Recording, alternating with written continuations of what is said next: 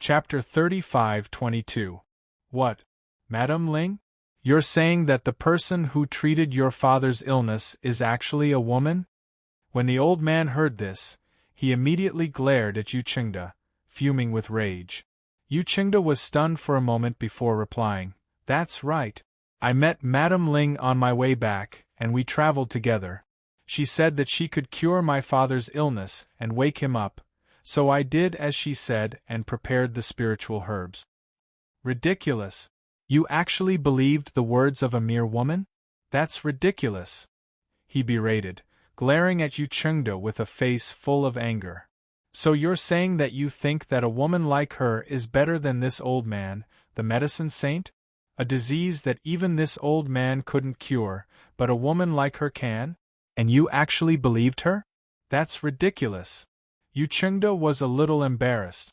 Indeed, if he believed that Madame Ling could cure his father, wouldn't that mean that he felt that Madame Ling was better than Elder Yang? However, when he thought of the calm and confident Madame Ling, his heart was really biased towards her. After all, the couple was not ordinary people. Seeing the old man's angry expression, he knew that continuing the conversation would only make the atmosphere even more awkward. Moreover, Madame Ling was still waiting for his medicine in the residence. Thus, after some thought, he said, "Elder Yang, how about this? You come back to the residence with me, and you'll naturally know what happened when you see Madame Ling. If this 1,000 blood-red heart herb really can't save my father, I'll give it to you as an apology. How about that?" "Humph." Elder Yang snorted with his hands behind his back. He also felt that there was no point in talking to him here, so he immediately said, "All right. This old man wants to see just what kind of amazing doctor this Madame Ling is. She can actually cure an illness that even this old man said couldn't be cured? Let's go. Lead the way." Yu Qingda smiled. After inspecting the medicine, he gave the remaining money to the steward and let him handle it. Then, he put away the spirit medicine on the table and brought old Yang back to the mansion. After sending the two out, the steward suppressed the astonishment in his heart. After watching the two leave, he turned and walked inside, thinking to himself, "Everyone in the city knows that Master Yu's father is seriously ill. I heard that he can't hold on any longer. Some time ago, the entire family went to Elder Yang's place to seek medical treatment, and they only returned yesterday. Now that he says that a woman can cure him, he's probably been deceived." As he walked inside, he bumped into the owner of the 100 Herbs Tower. "Didn't I hear that Elder Yang came? Why didn't I see him?" "Tower Lord, Elder Yang went to the Yu clan. He just left with Patriarch Yu," the housekeeper said. "He went to the Yu? Didn't clan head Yu ask Elder Yang to treat his father not long ago? Why did you go there again?" the tower master asked in surprise. Thus, the steward quickly told him about what had happened just now. "Ling, there was such a thing? Hee, that's strange." The owner smiled. At this time, another steward walked out and said, "Master, Steward Lin, that Elder Yang forgot to take away the spiritual herbs that he bought." Hearing this, the owner smiled and said, "Since I have nothing to do, go and bring the herbs over. I'll send them to Elder Yang and watch the show while I'm at it." Hearing this, the two of them were startled. Steward Lin said, "That Madame Ling that Master you mentioned might be a swindler. Why does Master have to make this trip?" Chapter 35:23. The two stewards looked at each other in astonishment. Not necessarily? Could it be that the tower head had received some news? Inside the Yu residence, Yu Qingda invited Elder Yang to sit in the hall before going to invite Fengjiu over. When he arrived at the rear courtyard, he saw the two people sunbathing in the courtyard. He called out, "Master Ling, Madame Ling, have you prepared everything?" Fengjiu asked Yu Qingda, who was standing outside the courtyard. "Yes, everything has been prepared." Yu Qingda paused for a moment before continuing, "Madame Ling, when I went to the 100 Herbs building to buy spiritual medicine, I ran into Elder Yang." As he spoke, he realized that she might not know who Elder Yang was, so he explained, He's the famous doctor we went to seek treatment from this time. He came for the 1,000 blood-red heart grass, but I unexpectedly bought it first, and then—" He explained the matter to her and said apologetically, "I really couldn't refuse. Right now, he's sitting in the front hall." Fengjiu smiled. "So it's like that. It's fine, I'll go see him." She stood up and said to Xianyuan Mose, "I'll be right back." Xianyuan Mose responded. After watching her leave with Yu Qingde, he closed his eyes and closed them for a moment. In the front hall, Elder Yang was drinking tea. When he heard footsteps outside, he put down his teacup and looked over. His gaze naturally went past Yu Qingde and landed on the green-clothed woman next to him. He sized her up and asked in an unfriendly tone, "You're that Madame Ling?" She looked so young, but she actually said that she knew medicine? She even said that she could treat illnesses that he couldn't? She was really going too far. Fengjiu glanced at him and smiled. "That's right." She walked forward and sat down on a chair. She turned to look at Yu Qingde. "What about those things? Let me have a look." It was obvious that she didn't think much of Elder Yang. Her actions infuriated Elder Yang. He slammed the table heavily and roared, "That 1,000 blood-red heart grass is poisonous. How dare you say that you can give it to his father? Do you want him to die faster?" Fengjiu glanced at him and asked unhurriedly, "Who are you? Why are you meddling in my business?" Yu Qingde, who was at the side, saw that the two of them were not on good terms. Just as he was about to mediate the situation, he heard Elder Yang snort loudly, "Humph! This little woman didn't know who he was. The one sitting in front of you is the respected alchemy saint." Fengjiu raised his eyebrows. "I heard from Clan Headyu that his father's illness can't be cured?" Elder Yang frowned. "So what if this old man can't cure him? Do you think you can cure him? Not only can you not cure him, but you also don't know what kind of illness he has, right? You can't even see these symptoms, yet you still have the nerve to say that you're the respected alchemy saint?" Fengjiu's voice carried a hint of a smile. Her casual tone and the nonchalant expression on her face made Elder Yang angry.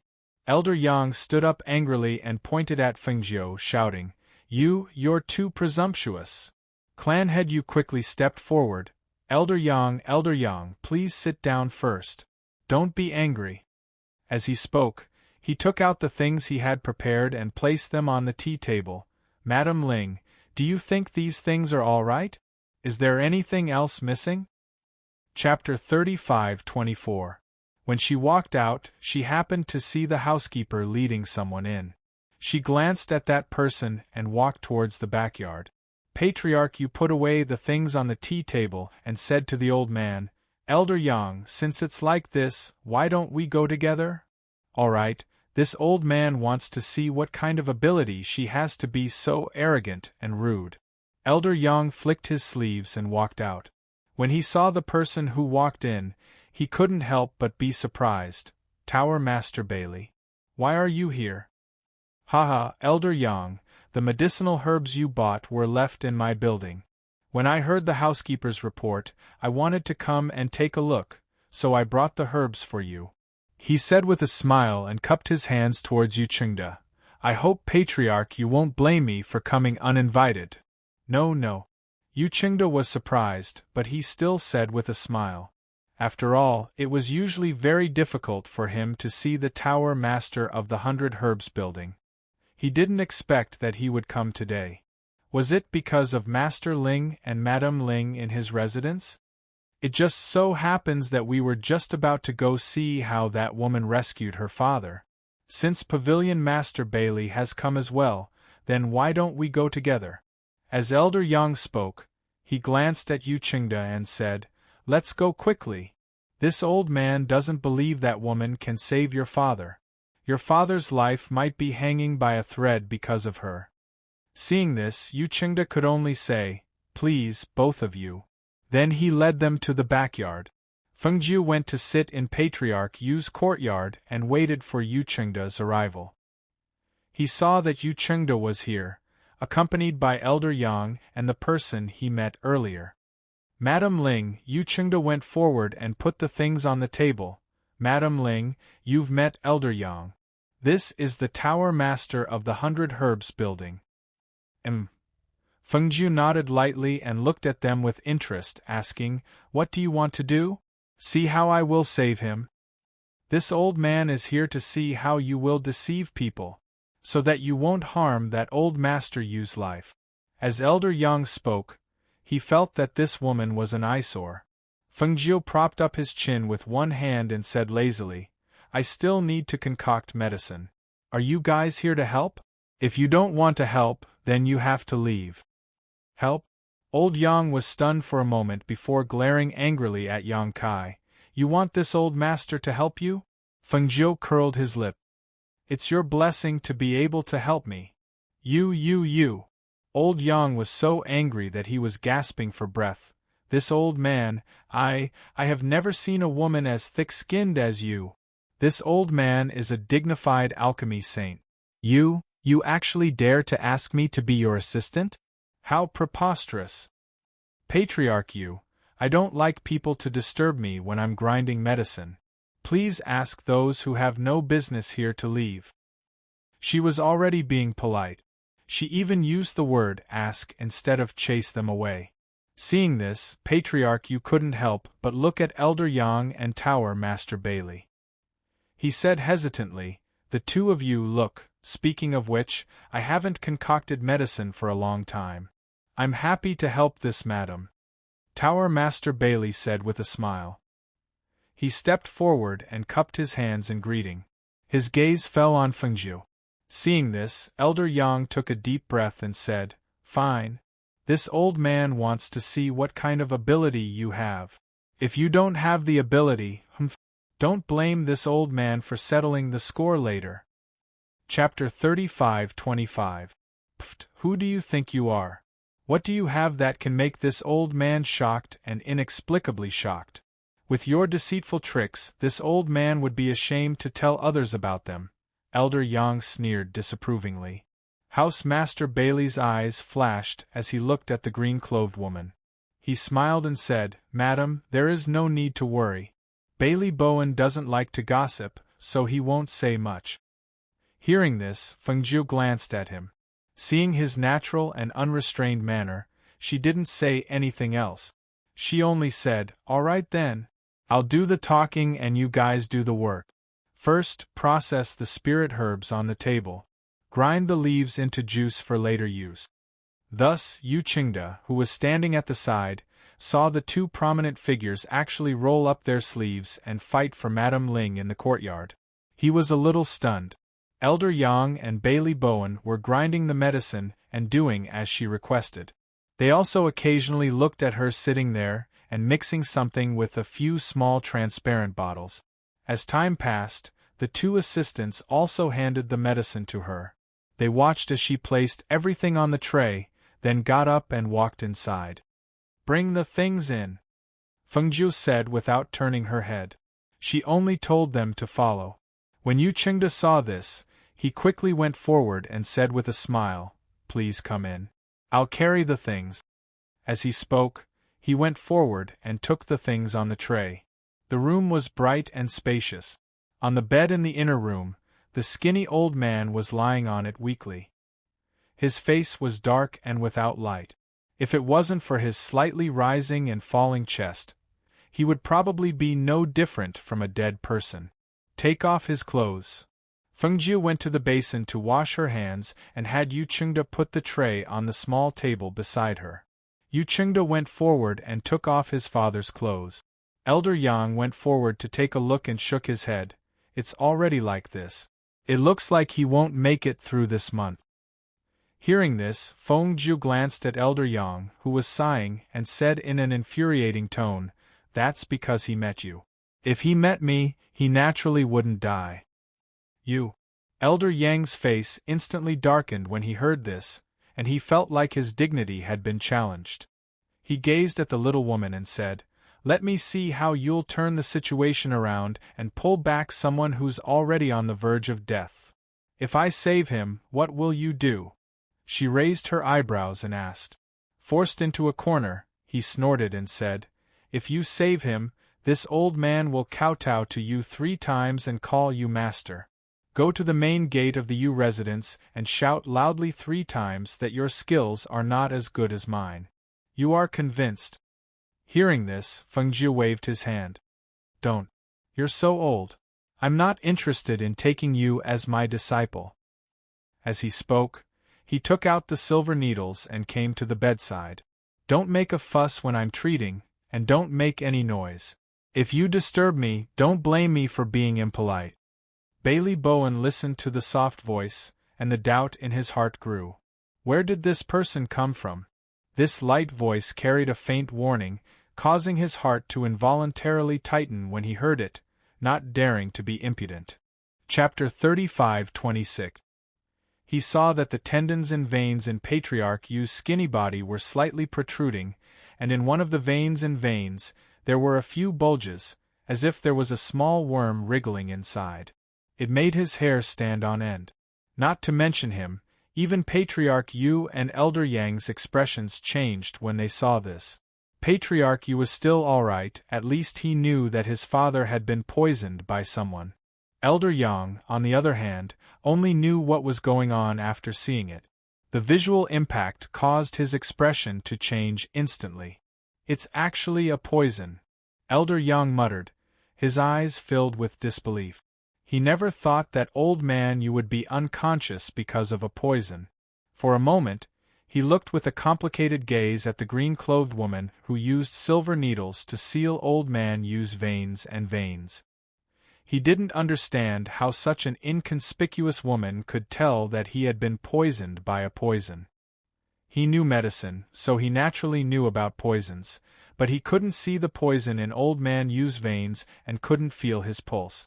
Earlier, he was still saying that this woman was lying, but now, seeing her precise needles and her practiced movements, he knew that he had really met someone more skilled than him. However, why did this person have to be a woman?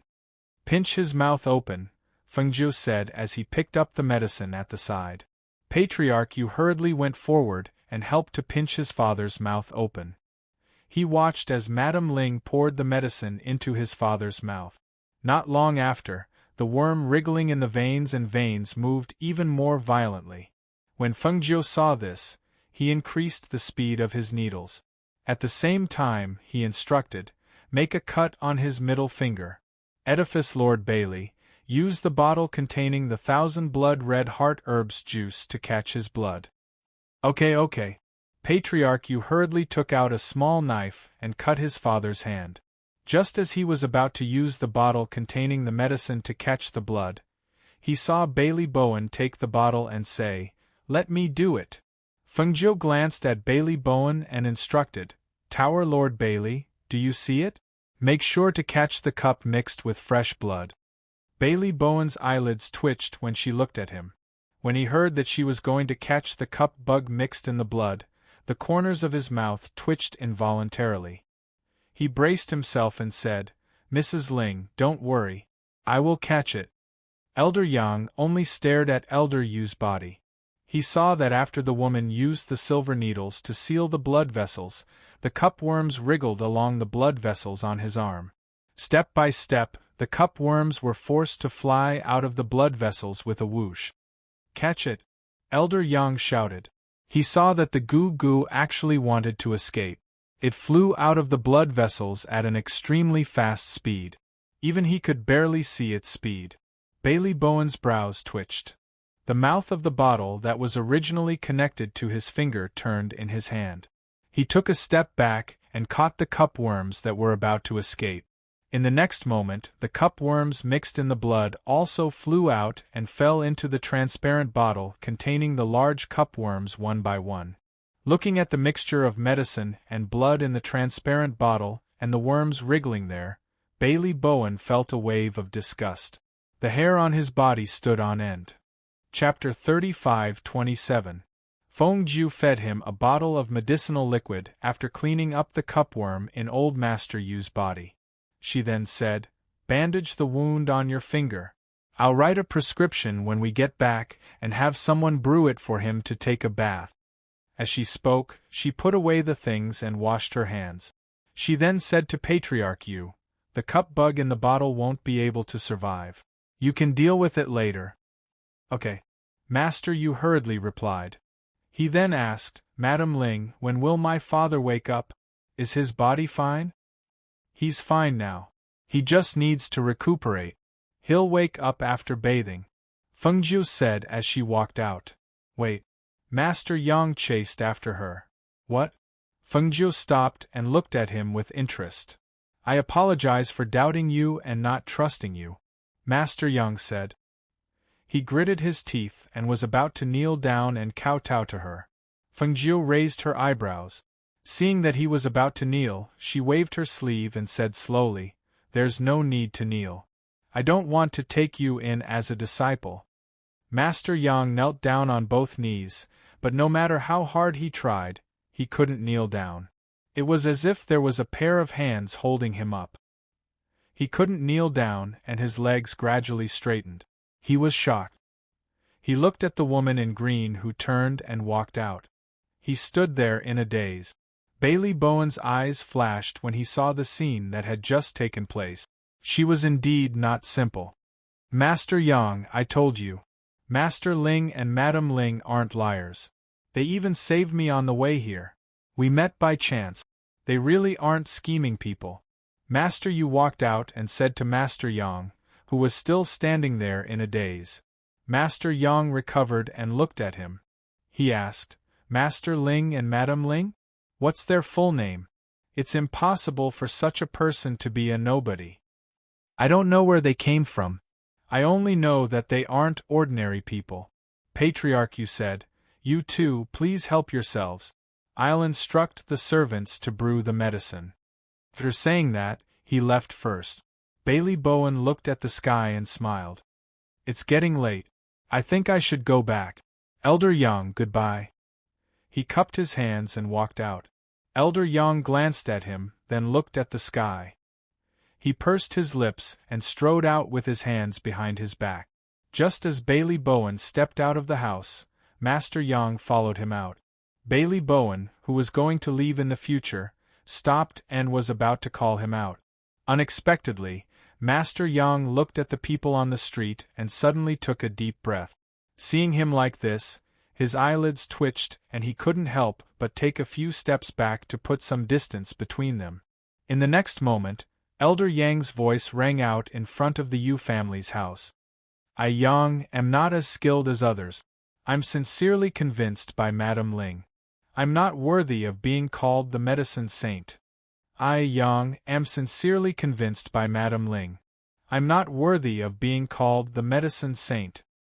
I, Yang, am sincerely convinced by Madam Ling. I'm not worthy of being called the medicine saint." Chapter 35-28. Isn't that the famous Senior Yang who is known as the medical sage? Why is he shouting in front of the Yu residence? Did something happen? Someone recognized Elder Yang's identity, and was puzzled as to why such a distinguished guest of the major clans was doing such a strange thing. Didn't they say that the old master of the Yu family was seriously ill? I heard that the Yu family went to Elder Yang's place to seek treatment and just came back. Why is Elder Yang here? From what he said, could it be that someone cured old Master Yu's illness? How is that possible? Elder Yang's medical skills are widely recognized. If he can't cure an illness, who else can? Then what is he doing now? He admitted that his skills are inferior and accepted wholeheartedly. Also, who is this Madam Ling he mentioned? I've never heard of her. That's right. How strange, it sounds like Madam Ling cured old Master Yu's illness and Elder Yang is wholeheartedly convinced. In the restaurants and shops on both sides of the street, many cultivators and aristocratic clans who heard Elder Yang's words began to discuss in low voices. However, no matter how much they discussed, they didn't know anything about the Yu family. Thus, they sent people to inquire about it. When House Master Bailey, who was standing not far from Elder Yang, saw this, he couldn't help but cup his hands and say, Elder Yang, I'm impressed, I'm impressed. This kind of courage was not something an ordinary person could possess. Especially with his reputation, he actually dared to say such words and do such a thing. This was even more admirable. With his temperament, it was no wonder that he was respected everywhere. At the same time, in the Yu residence, when Fengjiu returned to the courtyard, she saw that Xianyuan Mose was no longer in the courtyard. She went straight into the room and saw him sitting cross-legged on the bed cultivating. She poured a cup of water for him and smiled with narrowed eyes as she said, "Husband, I'm back. Is the matter resolved?" Xianyuan Mose opened his eyes and looked at her. "And it wasn't difficult to resolve. I've already extracted the goo from old Master Yu's body." As she spoke, she heard 3 shouts of "his skills are inferior" and wholeheartedly convinced from outside. Fengjiu couldn't help but frown. I didn't expect this old man to be so stubborn. He actually went outside the residence to shout? You're really willing to put down your pride. She shook her head and chuckled as she came to his side. Tonight, let's find some time to ask the Yu family head about Sovereign Tong Tian. After that, we'll leave tomorrow. Okay. Xianyuan Mo smiled. In the evening, Yu Qingda saw that his father had indeed woken up from the medicinal bath, as Madame Ling had said. He couldn't help but shed tears of joy. After helping his father lie down, he hurried to their courtyard. "Master Ling, Madame Ling, my father is awake." He walked into the courtyard happily and said to the 2 people who were playing chess, "Wake up and recuperate for a while. You'll be able to recover." Fengjiu said and gestured, "Sit. I happen to have something to ask you." "Yes, yes." He sat down at the table. When he sat down, he looked at the 2 of them and felt that sitting at the same table with them made him feel nervous and oppressed. "Patriarch Yu, we would like to know more about Sovereign Tongtian. Please tell us more about him," Fengjiu said directly. This." He looked at the 2 of them in surprise. He didn't expect them to ask about Sovereign Tongtian. For a moment, his expression changed slightly. Chapter 35-29. No, it's not inconvenient. Since the 2 of you have asked, I will tell you everything I know. Yu Qingda hurriedly said and told them about the Sovereign of the Sky reaching sect. Outside, the people who couldn't get any information could only stare at the Yu residence. Some people thought about it and found Elder Yang, wanting to know what was going on from his mouth. However, no matter how they asked, they couldn't get anything out of him. However, some doctors who wanted to become famous couldn't hold back. When they found out that even Elder Yang was convinced that his skills were inferior, some people who wanted to use Madame Ling as a stepping stone went to the Yu residence, wanting to meet this Madame Ling. What kind of existence was Elder Yang? He was the famous alchemy saint that all the aristocratic families had to show some respect to. Now that he had lost to Madame Ling for some unknown reason, as long as they could defeat Madame Ling, their status would naturally be different. This was the time for them to become famous. Thinking of this, those doctors didn't care that it was late at night and went to the Yu residence. They said that they were visiting, but they were actually going for Madame Ling. In the 100 Herbs building, Bailey Bowen was thinking. In fact, he couldn't guess Madame Ling's identity. In this mainland, he had never heard of a Madame Ling with superb medical skills. However, to be able to make Elder Yang admit defeat, this person was indeed capable. Building master! Building master! The steward hurriedly ran in and shouted outside, but didn't dare to push the door open. "Come in," Bailey Bowen said from inside. Steward Lin pushed the door open and came in. He walked quickly to Bailey Bowen. "Building master, there are many people gathered in front of the Yu residence, saying that they want to see Madame Ling's medical skills. The Yu residence closed the door and those people are now arguing outside the Yu residence," Steward Lin reported. Because the pavilion head had instructed him to keep an eye on the movements of the Yu clan, he would immediately come and report if there was any movement over there. Hearing this, Bailey Bowen laughed softly. "This is very normal. who told Elder Yang to admit defeat to Madame Ling when he shouted 3 times in front of the Yu residents. Now that this trouble has arisen, what about Elder Yang? There's no movement? Elder Yang has already rushed over after learning of the matter. As for the specifics, his subordinates have yet to report back. As Steward Lin spoke, he glanced at his master and couldn't suppress the curiosity in his heart as he asked, "Tower Master, who exactly is that Madame Ling? Is his medical skills really better than Elder Yang's? Don't ask about things you shouldn't ask about. You may leave." He waved his hand, indicating for him to leave. "Then do we still need to keep an eye on the Yu clan?" Steward Lin asked again. Bailey Bowen thought for a moment and said, "Keep an eye on him." Although he knew that Madame Ling would not care about this matter, he wanted to know how she would deal with it now that things had gotten out of hand. "Yes," Steward Lin responded and then left. On the other hand, in the Yu mansion, Yu Chengda was apologetic after hearing about the situation outside. "Madame Ling, don't worry. I won't let those people come in and disturb you. I've already sent them away." "It doesn't matter. We were planning to leave tomorrow anyway," Fengju said casually while eating the pastries. Chapter 35:30. Fengju shook his head. "No, we still have matters to attend to, so we won't be staying here for long. As for your father, he just needs to recuperate." Patriarch Yu sat there with his eyes narrowed. No one knew what he was thinking. Xianyuan Mo's and Fengzhou's eyes flashed as they sized him up. "Patriarch Yu, is there anything else?" Xianyuan Mo's asked. His deep voice contained the pressure of a superior, which naturally made people's hearts tighten. Patriarch Yu instinctively raised his head to look at the two of them.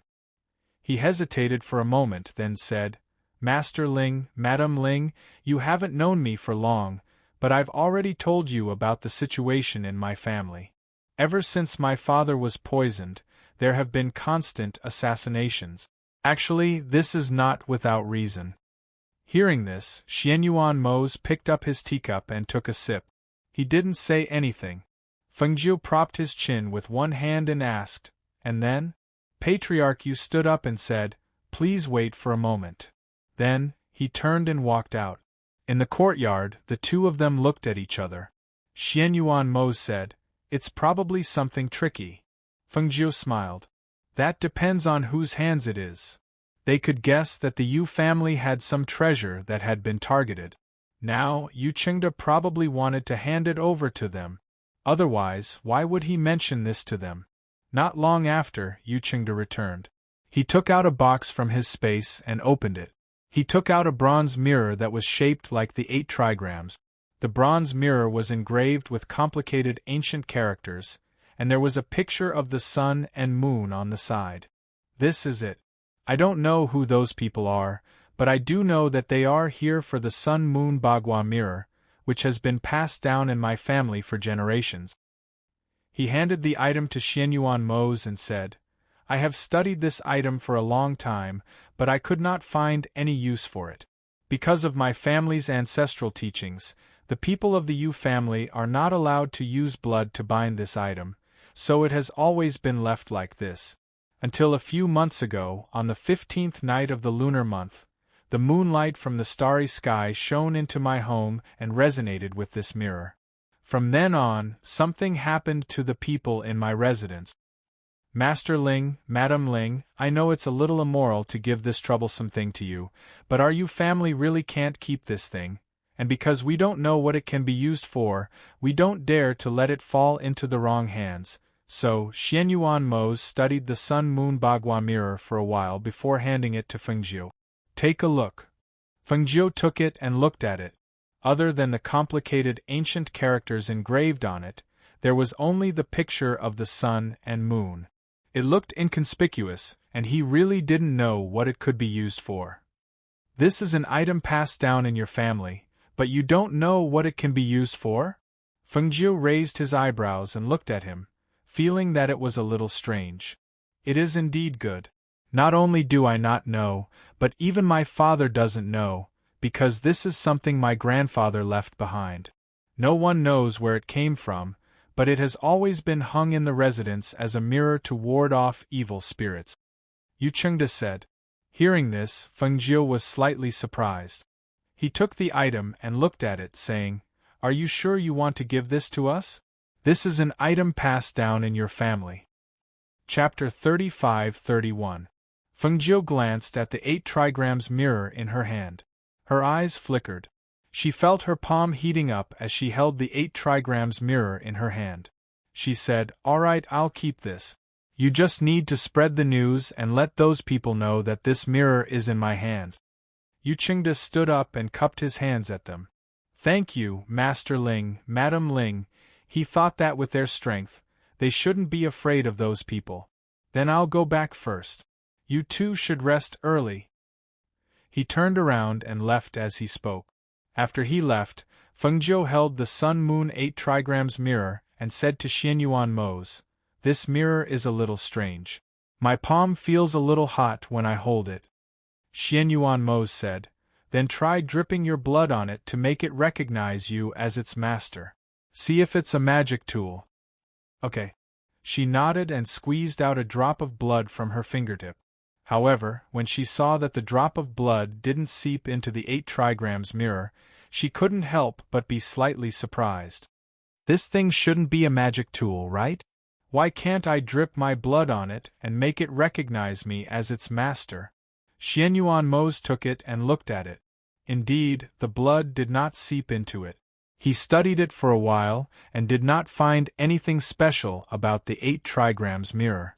He said, "Then keep it for now. We'll slowly study it in the future." "Okay." She put the 8 trigrams mirror into her space as she spoke. She looked at the sky and said, "Let's rest here tonight. We'll leave at dawn tomorrow." After making the decision, the two of them returned to their rooms to rest. Meanwhile, outside the residence, the crowd gradually dispersed because Elder Yang rushed over to chase them away. Elder Yang felt apologetic that his words during the day had attracted those people. He entered the Yu residence. He originally wanted to go to the woman's place, but after some thought, he did not.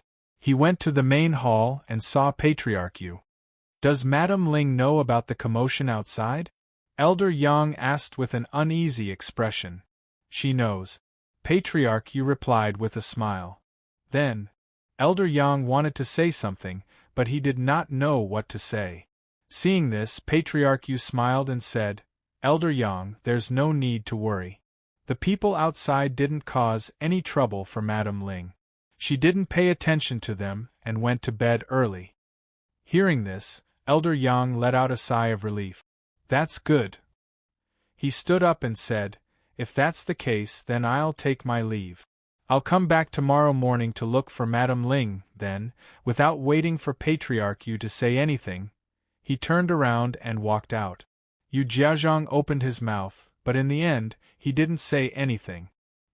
He just sighed softly, watched him leave, and then turned to go inside. The next morning, when the sky was still dark, Xianyuan Mose and Feng Jiu left quietly. They did not even alert the people in the Yu residence. Because Patriarch Yu knew that they were leaving, he came over early in the morning to see if they had woken up. He wanted to invite them to have breakfast before leaving, but he didn't expect that when he arrived at the courtyard, they were already gone. When Elder Yang arrived at the Yu residence, it was already the end of the morning. The moment he entered the main hall of the Yu residence, he asked, "Why did I hear rumors outside that Madam Ling has left? You even gave your family's heirloom to her?" Patriarch Yu was drinking tea in the main seat and discussing some matters with a few people in the residence. When he heard this, he had the people in the residence leave first. He stood up and greeted Elder Yang with a smile. "Elder Yang, good morning. Please sit." Chapter 35-32. Patriarch Yu smiled and walked forward. "Yes, they left. I only found out they left when I went over this morning." Elder Yang frowned and fell silent. After a long while, he asked, "Did they say where they were going? Or when they will be back?" "This." Patriarch Yu paused and smiled. "They didn't say. Rumor has it that you gave that thing to them? Is that true?" Elder Yang narrowed his eyes and asked. That's right. Patriarch Yu nodded. I gave it to them last night. After all, that thing will only bring trouble to our Yu family. However, it's in the hands of Master Ling and Madam Ling. It won't be easy for ordinary people to take it. So, after getting Madam Ling's permission, I gave it to her. Elder Yang fell silent for a while and said, If they come in the future, remember to inform me. Then, he left a communication jade token to Patriarch Yu. Patriarch Yu was slightly surprised when he received the token from Elder Yang, but he still nodded. Okay, I understand. On the other side, Xianyuan Mose and Fengjiu were still in the city after leaving the Yu family. However, they weren't with Patriarch Yu in the east of the city. Instead, they were strolling in the west of the city. On the second floor of the restaurant, the two of them were drinking and eating. They watched the people coming and going on the street and the hawkers on both sides of the street shouting. This kind of ordinary and comfortable life was very relaxing. What do you plan to do if Wang Xuexin meets them? Fengjiu propped his chin with one hand and asked Xianyuan Mose. Cripple her. Xianyuan Mose said calmly. He spun the wine cup in his hand and a cold light flashed in his eyes. She's your junior sister. How can you do that? Fengjiu looked at him with interest. It's because of this that I spared her life. Otherwise, he would make anyone who touched his reverse scale suffer a fate worse than death. Hearing this, Fengjiu curled his lips and took a sip of wine. He didn't say anything and just looked at the street outside while listening to the discussions of the diners in the restaurant. Did you hear? The old man of the Yu family woke up. It's said that he was poisoned by someone. Elder Yang couldn't find the poison, and it was a woman called Madam Ling who saved him. In order to repay her, Patriarch Yu gave his family's heirloom to her. News of this spread early this morning. Not only that, it's said that Madam Ling's medical skills are better than Elder Yang's. Since last night And I heard that Madam Ling also left. She probably left from the back door. There are many people watching at the front door. This Madam Ling is quite amazing. She saved the Yu family's old master the moment she made a move. In the past, she was unknown, but because of this, she was able to suppress Elder Yang. Now, her reputation has spread throughout the city. She even obtained the Yu family's heirloom. Did you know? Chapter 35-33. Listening to the discussions in the building, Fengjiu lazily swirled her wine glass and leaned against the window as if she had no bones. She listened to the gossip while enjoying this moment of leisure. Suddenly, she felt someone's gaze fall on her face. She turned around and looked in the direction of that feeling. She saw a man coming up from downstairs, his gaze fixed on her. This person was the man they had shaken off that day. Xianyuan Mose's indifferent black eyes glanced at that person. His brows furrowed imperceptibly. Seeing that he kept staring at Fengjiu, he could not help but feel displeased. A wave of pressure naturally came out of his body and attacked that person. That person stood at the stairs and looked at Fengjiu. Suddenly, he felt a strong pressure coming at him. That pressure made him unable to avoid it and his legs went weak. His whole body rolled down the stairs. Ah! He cried out in a low voice. His body fell down without any strength. The waiter behind him could not dodge in time and was also knocked down. Only a series of bangs could be heard in the restaurant. Many people looked over and some even laughed out loud. Did this person drink too much? He can't even stand properly when walking down the stairs? How useless, he can even fall down when walking down the stairs. Ha ha ha ha, I've never seen such a big person fall down when walking down the stairs. Fengjiu looked at Xianyuan Mose and said with a smile, Why did you push him down? He didn't do anything to us. Also, it looks like he didn't follow us here. It was just a coincidence. I don't like him, Xianyuan Mose said indifferently. He took a sip of wine and asked, Do you want to buy something later? I'll go with you. That's good too. We'll buy some food and necessities and take a look around. Fengjiu said. The two of them called for the waiter to settle the bill and got up to go downstairs. Downstairs, the man who couldn't catch his breath for a long time still couldn't stand up. His face was pale, and his heart was beating in shock. He looked at the two people walking down the stairs hand in hand, and his eyes couldn't help but move slightly. So strong. That man had only used his aura to make him unable to stand. Not to mention, at this moment, when his gaze swept over him, a cold aura immediately surged up from the bottom of his feet to the bottom of his heart. Seeing the two of them walk past him and walk out, he paused for a moment, gritted his teeth and followed them. Feeling that the man behind him was following them again, Xianyuan Mo's face darkened. Until Feng Jiu patted his hand, the coldness in his eyes did not dissipate. Feng Jiu was a little surprised. She thought that the man would not follow them after being forced down the stairs by the coercion. After all, those who were sensible knew that their strength was far above his if they could use coercion to make him unable to stand. Since that was the case, why did he follow them without fear of death? It would be one thing if she didn't disguise herself and still appeared in front of others with her stunning appearance. Perhaps she could even think that the other party had taken a fancy to her appearance. However, she was dressed in green and had an ordinary appearance. Naturally, she couldn't be here for this. Since she wasn't here for this, then what was she here for? Chapter 35-34. The man did not expect her to stop and turn around to ask him a question. He was stunned for a moment. "Why are you following us?" Feng Jiu asked again. At this moment, the man regained his senses. He looked at her and his gaze fell on her hand. "You know ancient medicine. Moreover, the Madame Ling that everyone is talking about today should be you, right?" Hearing this, Feng Jiu raised her eyebrows. This was not a question, but an affirmation.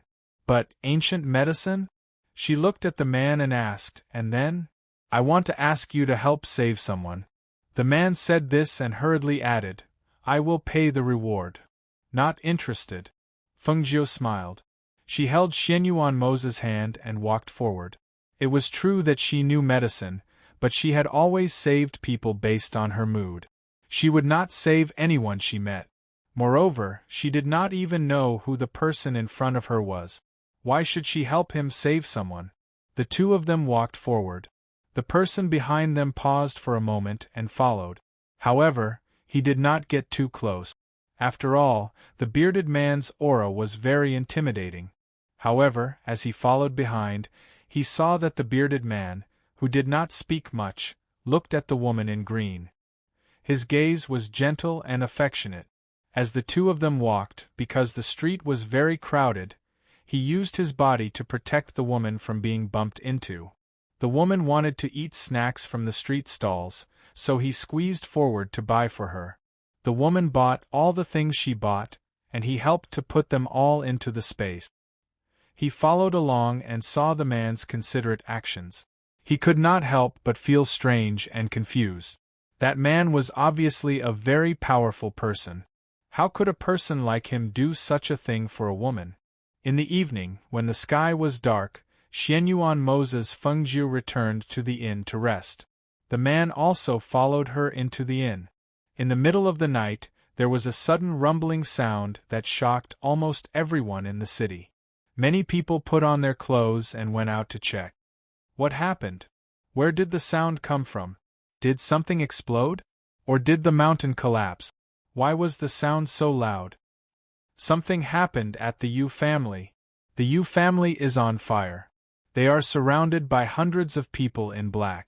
The various aristocratic families in the city do not dare to interfere. In the room, Xianyuan Mo and Feng Jiu heard this and could not help but look at each other. Could it be those people who ambushed them on the road? Now that the item is in our hands, why are they still targeting the Yu family? They probably do not believe that the family heirloom and think it is a scam. Xianyuan Mo's. B. Let's go take a look, Xianyuan Mo said. He put his hand around her waist and jumped out of the window with her. The man guarding outside seemed to have sensed something. He quickly rushed out of the inn. Seeing the two figures in the night sky, he quickly followed. Chapter 35. Over 100 black-clothed men with sharp swords surrounded the Yu residence. They stood on top of the wall and stared at the Yu family members who were like lambs waiting to be slaughtered. The black-clothed man in the lead stared at Yu Chengda below and narrowed his vicious eyes. Yu Chengda, there is a limit to my patience. Hand over the item if you know what's good for you. Otherwise, so what if I wash your Yu family in blood today? His vicious voice was filled with vicious killing intent, causing the Yu family members to be terrified. The people who were hiding and watching also felt their hearts tremble. How did the Yu family offend such a murderous god? What was the Yu family's heirloom? How could it cause these people to be so aggressive? Yu Chengda clenched his fists tightly and glared at the black-clothed man above. He raised his voice and said, I already said that I gave that item to someone else as a thank you gift. It's not in the hands of my Yu family members. Haha, who would believe your nonsense? The Yin-Yang 8 trigrams mirror is a treasure passed down from your ancestors for 3 generations. How could you give it away so easily? Even if you want to lie, you should find a more believable one. The black-clothed man sneered, obviously not believing his words. Elder Yang, who had rushed over after hearing the news, saw the Yu family surrounded by over 100 black-clothed men. He couldn't help but frown and was about to step out. However, he was stopped by someone after taking a few steps. Elder Yang, what are you planning to do? Bailey Bowen pulled him to a corner. These people are full of killing intent. I'm afraid they will really destroy the Yu family. Although I don't know who these people are, I still have some reputation. I'll go out and say something. Maybe I can help them. As Elder Yang spoke, he broke free from Bailey Bowen's hand and walked out. Elder Yang, Bailey Bowen shouted, but he saw that the old man didn't listen to him at all. Bailey Bowen couldn't help but shake his head and sigh as he followed him out. This Elder Yang and his Bailey family were old friends. Even if he couldn't save the Yu family members and couldn't care about the Yu family's matters, he could still protect Elder Yang in times of danger. Looks like you won't shed tears without seeing blood. Since you're not going to hand it over, then don't blame me for killing everyone in your Yu residence one by one in front of you. As the black-robed man spoke, he raised his hand. Just as he was about to give the order, he heard an old but vigorous voice. Wait. The black-robed man narrowed his eyes and turned his head. Looking at the old man walking over, he frowned under the mask. Old man, you want to meddle in other people's business? As he spoke, the black-robed man twirled the long sword in his hand, and a cold light flashed through the night. This old man just came out to say a few words. As Elder Yang spoke, he stared at the person without any fear. He continued, My surname is Yang, and I'm a publicly acknowledged alchemy saint. I'm ashamed to say that I lost to a young woman yesterday. I truly am a disgrace to the title of alchemy saint. Hearing the old man sighing and feeling ashamed, the black-robed man's killing intent became even stronger. I don't have time to listen to your nonsense. Get lost. If you don't scram, don't blame me for taking your life. Chapter 35-36. As Elder Yang spoke, he looked at the black-robed man and said, Even if you kill them all, they won't be able to take out what you want. Since that's the case, why stain yourself with blood? Moreover, anyone with a discerning eye can see that no one in the Yu family is a match for you. Don't you think it's beneath your dignity to kill some people who aren't a match for you? Hearing Elder Yang's words, the corner of Bailey Bowen's mouth twitched. What was Elder Yang thinking by talking about his identity to these murderers? I agree with that. A casual voice sounded, causing everyone to be startled, especially the Yu family members, Elder Yang, and Bailey Bowen who had heard this voice. They were even more astonished. Didn't they already leave? Why were they still here? After the pleasant surprise, Patriarch Yu was deeply worried. There were over 100 people here, and the strength of these people was obviously different from the people who ambushed them on the way here. Just the 12 people beside the black-robed man, each of them had unfathomable strength. With so many people, would Master Ling and Madame Ling have a chance of winning? Elder Yang looked towards the direction of the voice and saw 2 figures standing on a roof not far away. They were very clear under the night sky. The woman was dressed in cyan clothes. She had an ordinary face and a lazy temperament. With a single glance, one could see her existence. Behind her was a man in black clothes. The man had a large beard and his face could not be seen clearly. The only thing that could be seen was that his aura was very cold. "Madame Ling, didn't you leave? Why did you come back?" Elder Yang was also very surprised when he saw her. There were over 100 people here waiting for her to take the family heirloom, but she actually came back? Shouldn't a normal person leave after hearing the news? Why was this person so different from normal people? The black-robed man stared at the 2 people who suddenly appeared. With just a glance, he narrowed his eyes and asked, "Madame Ling? The woman that Yu Chengda spoke of?"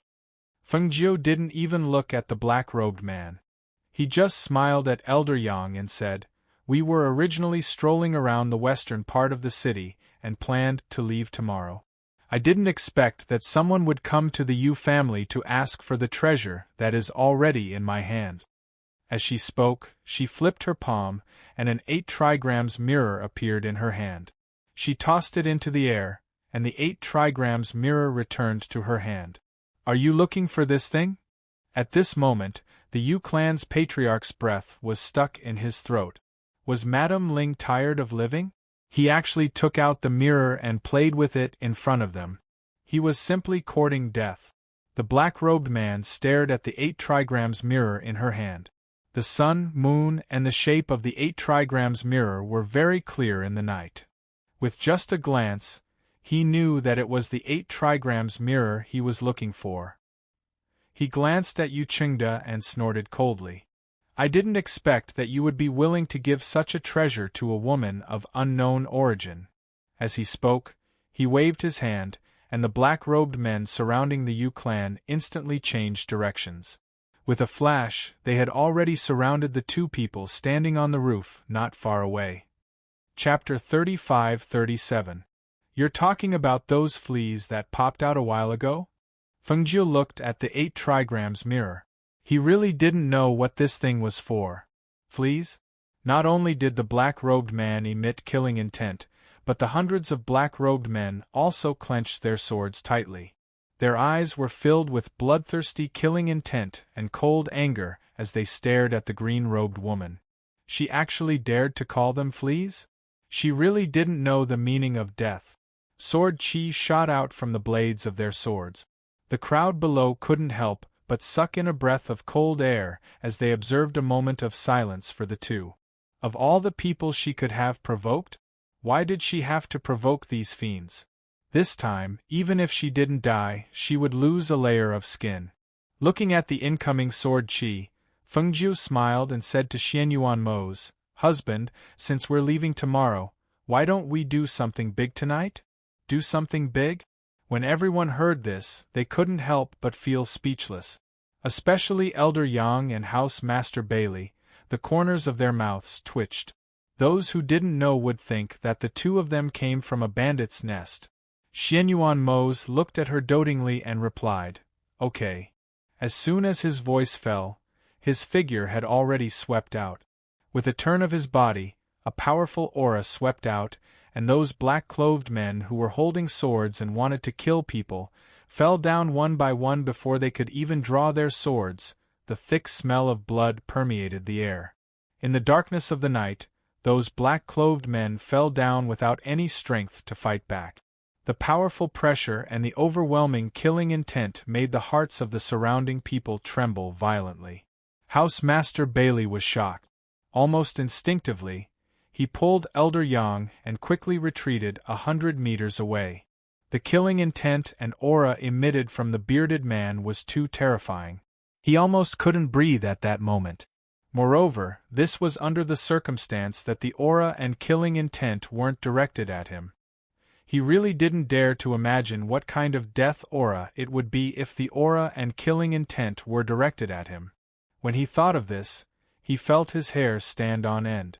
A chill ran up from the bottom of his feet to his heart. Shock and fear that he hadn't felt in a long time filled his heart, to the point that he didn't even dare to breathe loudly. To catch bandits, first catch the ringleader. I want to take down the big one. Fengjiu's voice carried a trace of excitement. She turned her hand and put away the bagua mirror. With a tap of her foot, she held a dagger in a reverse grip and attacked the masked black-robed man with a speed that was too fast for one to cover their ears. The black-robed man watched in horror as the bearded man in black robes killed dozens of his subordinates in one move. Seeing the overwhelming killing intent rolling towards him, the black-robed man was shocked. Before he could react, he felt a chill coming towards him.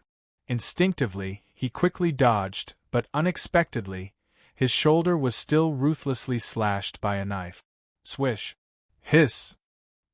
He sucked in a breath of cold air and looked at the green-clothed woman. She was holding a dagger in a reverse grip, and there was a smile on her ordinary face. Her slightly curled lips revealed a hint of mockery and strangeness, causing his heart to turn cold. Chapter 35-38. Why didn't you dodge?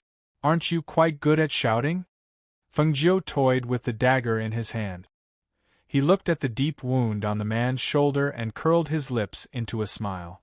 Down below, Hallmaster Bailey narrowed his eyes. He had thought that Madame Ling was only skilled in medicine. He did not expect her speed to be so incredible as well. Even he could not see the direction of her attack at that speed. The wound stung and the night wind blew, chilling him to the bone.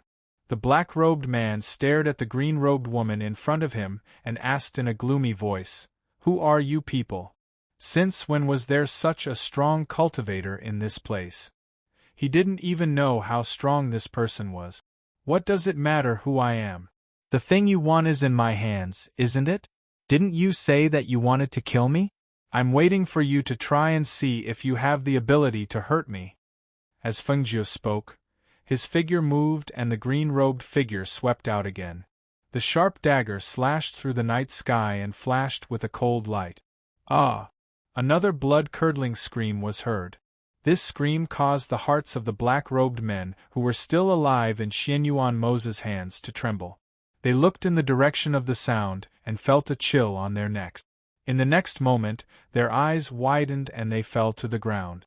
Xianyuan Mose glanced at the bodies on the ground in disgust. His deep black eyes looked at the remaining 12 black-robed men. These 12 people were more powerful than the rest. Hence, when he had taken the lives of the black-robed men, they had nimbly avoided the disaster. However, none of them would be able to leave this place alive tonight. When the 12 men saw that the bearded man had his eyes on them, they could not help but shiver. They immediately retreated towards their master. However, as soon as they turned around, the bearded man caught up to them. "Master, let's go," one of them shouted, not daring to continue fighting. Because this wasn't a battle between the two sides at all. Instead, one side was reaping lives like an Azura. The masked man's shoulder was pierced by Fengjiu, and he felt all the strength in his body disappear. He couldn't help but fall to the ground from midair. At the same time, he saw the woman in green falling from midair. He couldn't help but grit his teeth, and with a flick of his sleeve, a teleportation scroll appeared in his palm. Before he could open it, the hand holding the teleportation scroll was kicked. Hiss! The hand that was kicked pulled at the wound on his arm, and the pain caused his breath to dissipate. However, before he could stand up, a kick came at his face, and the mask on his face was kicked away. His whole body also fell to the ground in a sorry state. Clang! The mask fell to the ground, revealing his face hidden behind it. Fengjiu took a look and saw that the man's face was completely destroyed, as if he had been burned by fire. It was very hideous. She glanced at him and then looked away.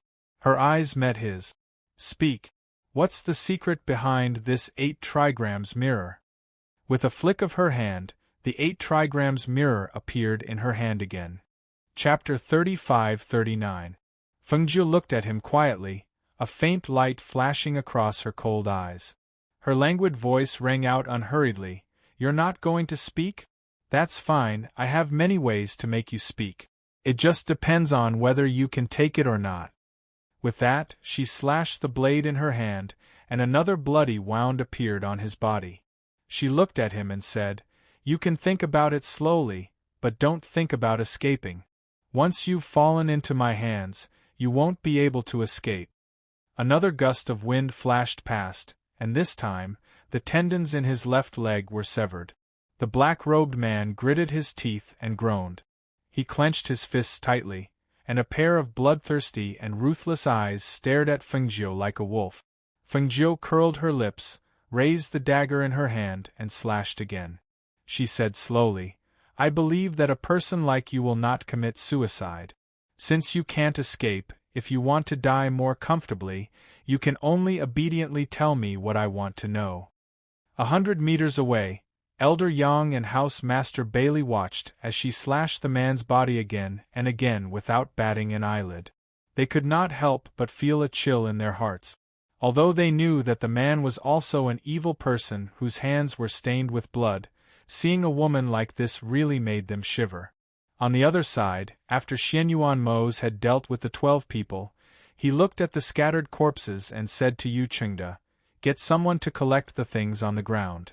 Yu Chengde knew what he meant, so he called 2 middle-aged men forward and got them to collect the valuables on the corpses and hand them over to Xianyuan Mose.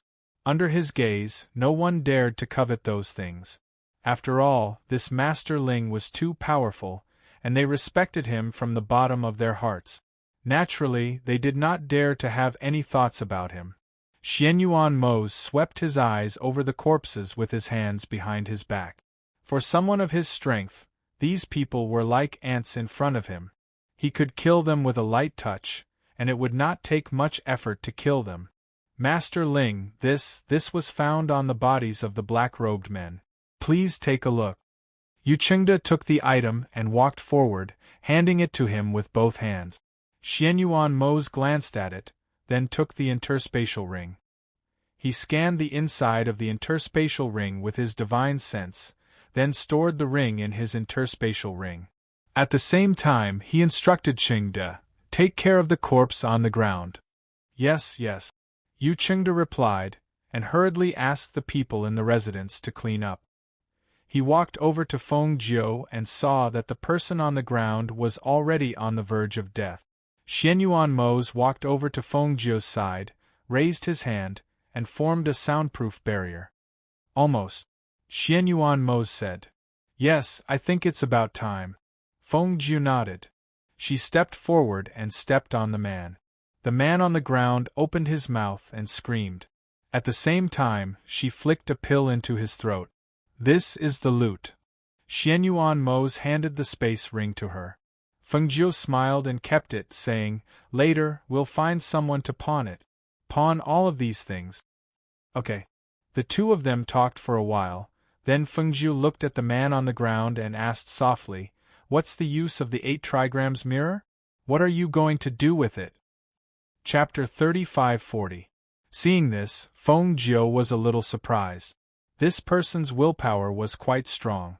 She watched as blood flowed out from his mouth until his body finally stopped moving. Before he could even take a breath, he died. She couldn't help but sigh softly. What a stubborn person! This world was so cruel. The opponents he met today were above him in terms of strength. If the two of them did not appear, the Yu family would be the ones to be bathed in blood tonight. Seeing that the person had severed his own meridians and died, Xianyuan Mose calmly retracted his gaze and looked at the people around him. Feng Jiu took all the things on the other person's body, then said to Xianyuan Mose, "Let's go." With that, she raised her hand to disperse the soundproof barrier. Holding Xianyuan Mose's hand, she raised her chi and headed into the night. "Wait!" Elder Yang recovered his senses and hurriedly shouted. However, he saw the two figures quickly disappear into the night. No one knew where they went. Yu Chengde looked in the direction they left in, his heart filled with gratitude. He ordered people to clean up the scene, then cupped his hands in salute to Elder Yang and turned to enter the residence. Tomorrow morning, get someone to repair the main gate. Yu Chengde instructed and walked inside to his father's courtyard. However, to his surprise, when he arrived at his father's courtyard, he saw the two people who had already left sitting in the courtyard and drinking tea. Ling, Master Ling, Madam Ling, why are you? He thought they had left, but did not expect them to come back. We want to talk to your father, Feng Jiu said.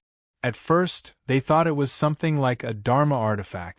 However, seeing that the person was unwilling to give up until his death, it was obviously not that simple. Now that the person was dead, and they had no clue about the 8 trigrams mirror, they could only see if there were any useful clues from Elder Yu's mouth. Hearing their words, Yu Chengde understood what they meant, so he nodded. All right.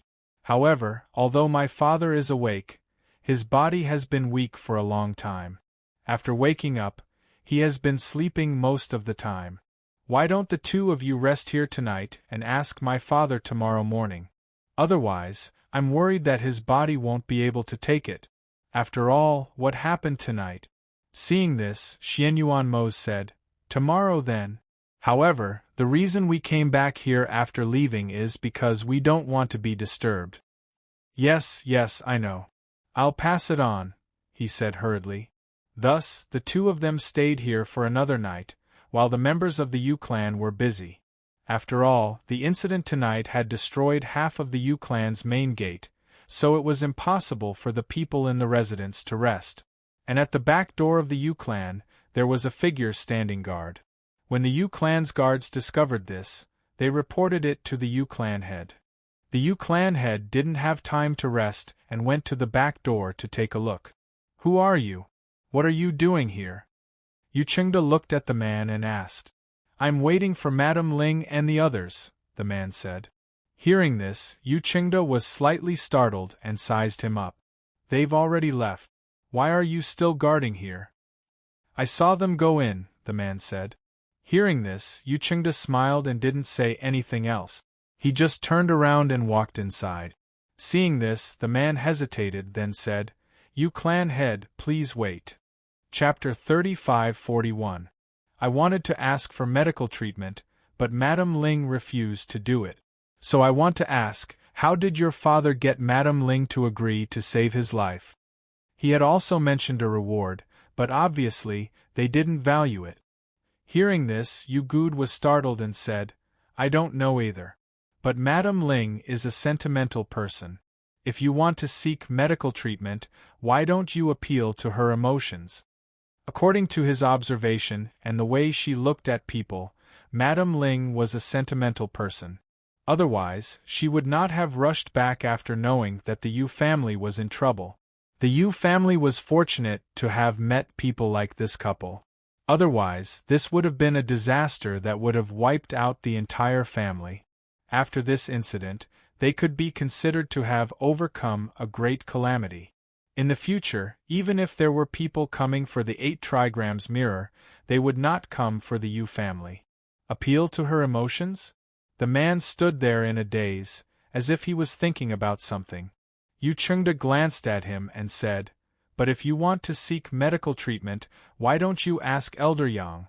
His medical skills are also very high. He can't cure her. The man shook his head.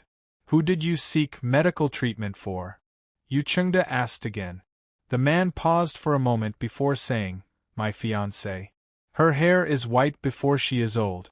She is so thin that she is on the verge of death. All the doctors say that she will not live past this year. I have seen Madam Ling's acupuncture technique.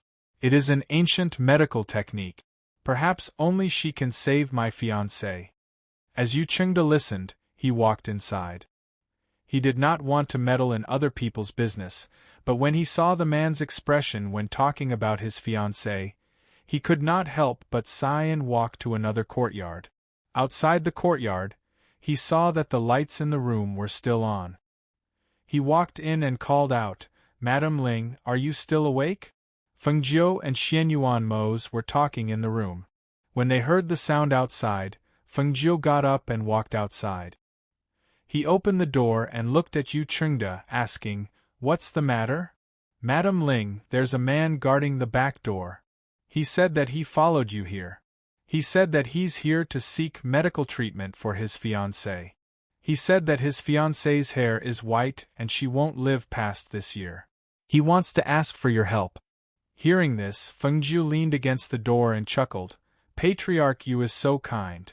Yu Chengde smiled awkwardly and said, "I'm just helping him pass on a few words. As for what Madam Ling will do, I dare not say anything to stop her. However, I know that Madam Ling is a righteous person. Otherwise, she would not have come back tonight to save my Yu family from danger.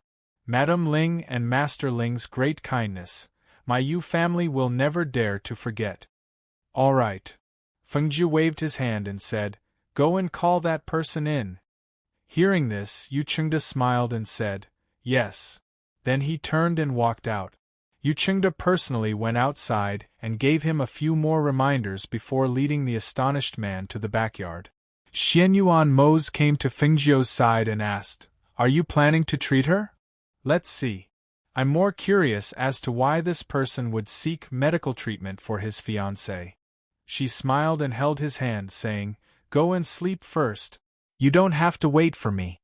"No, I'll accompany you," Xian Yuan Mose said, and went to sit in the middle of the courtyard. Seeing this, Fengjiu smiled helplessly and went to sit beside him, saying, "Why don't we have the kitchen prepare a few dishes to go with the wine?" Chapter 35-42. After Yu Chengde brought him in, he didn't stay behind and left the courtyard. The man looked at the two people inside and walked in. Song Yiping greets Master Ling and Madam Ling. He cupped his hands and bowed, not daring to be impudent. After all, not only did he personally witness the ruthlessness of the two people when they killed, but he was also personally knocked down the stairs by Master Ling's aura. "Tell me, who are you helping to treat? Where is this person?" Fengjiu supported his chin with one hand and looked at the man who called himself Song Yiping. "My fiancée Yi Ling. She contracted a strange illness in October last year and her hair turned white overnight. She seems to have lost her soul and doesn't eat or drink. Every night, she wanders around and comes back in the morning. Her body is getting thinner day by day, and she's lying on the bed on the verge of death."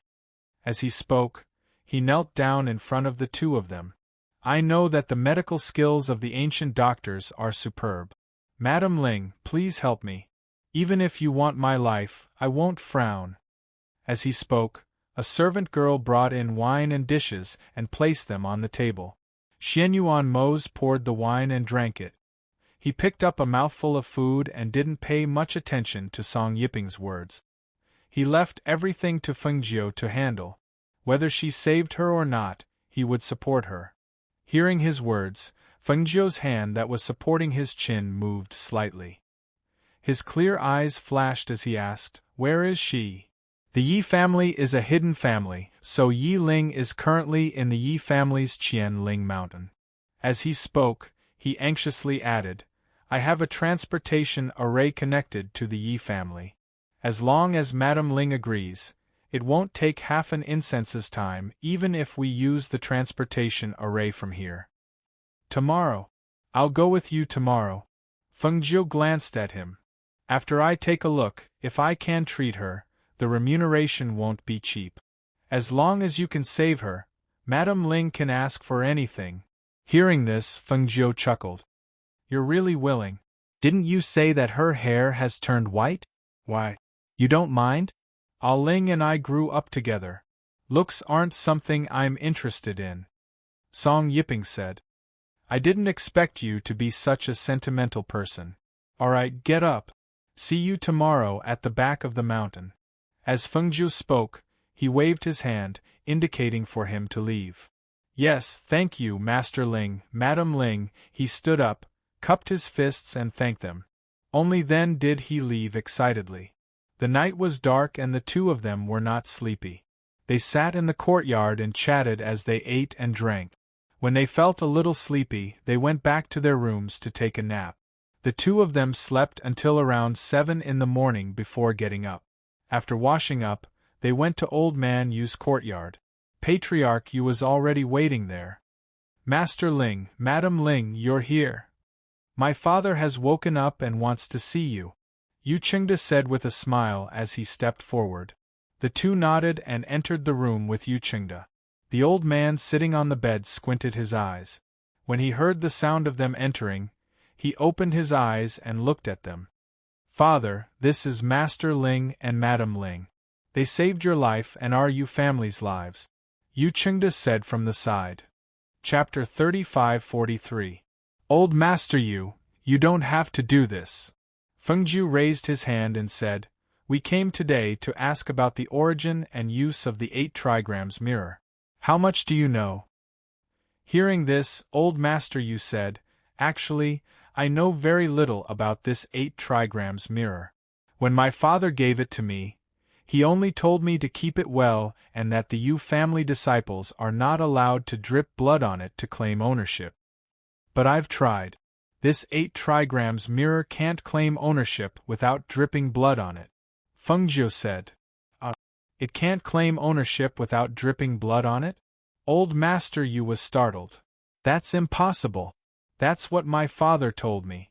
It can definitely claim ownership by dripping blood on it.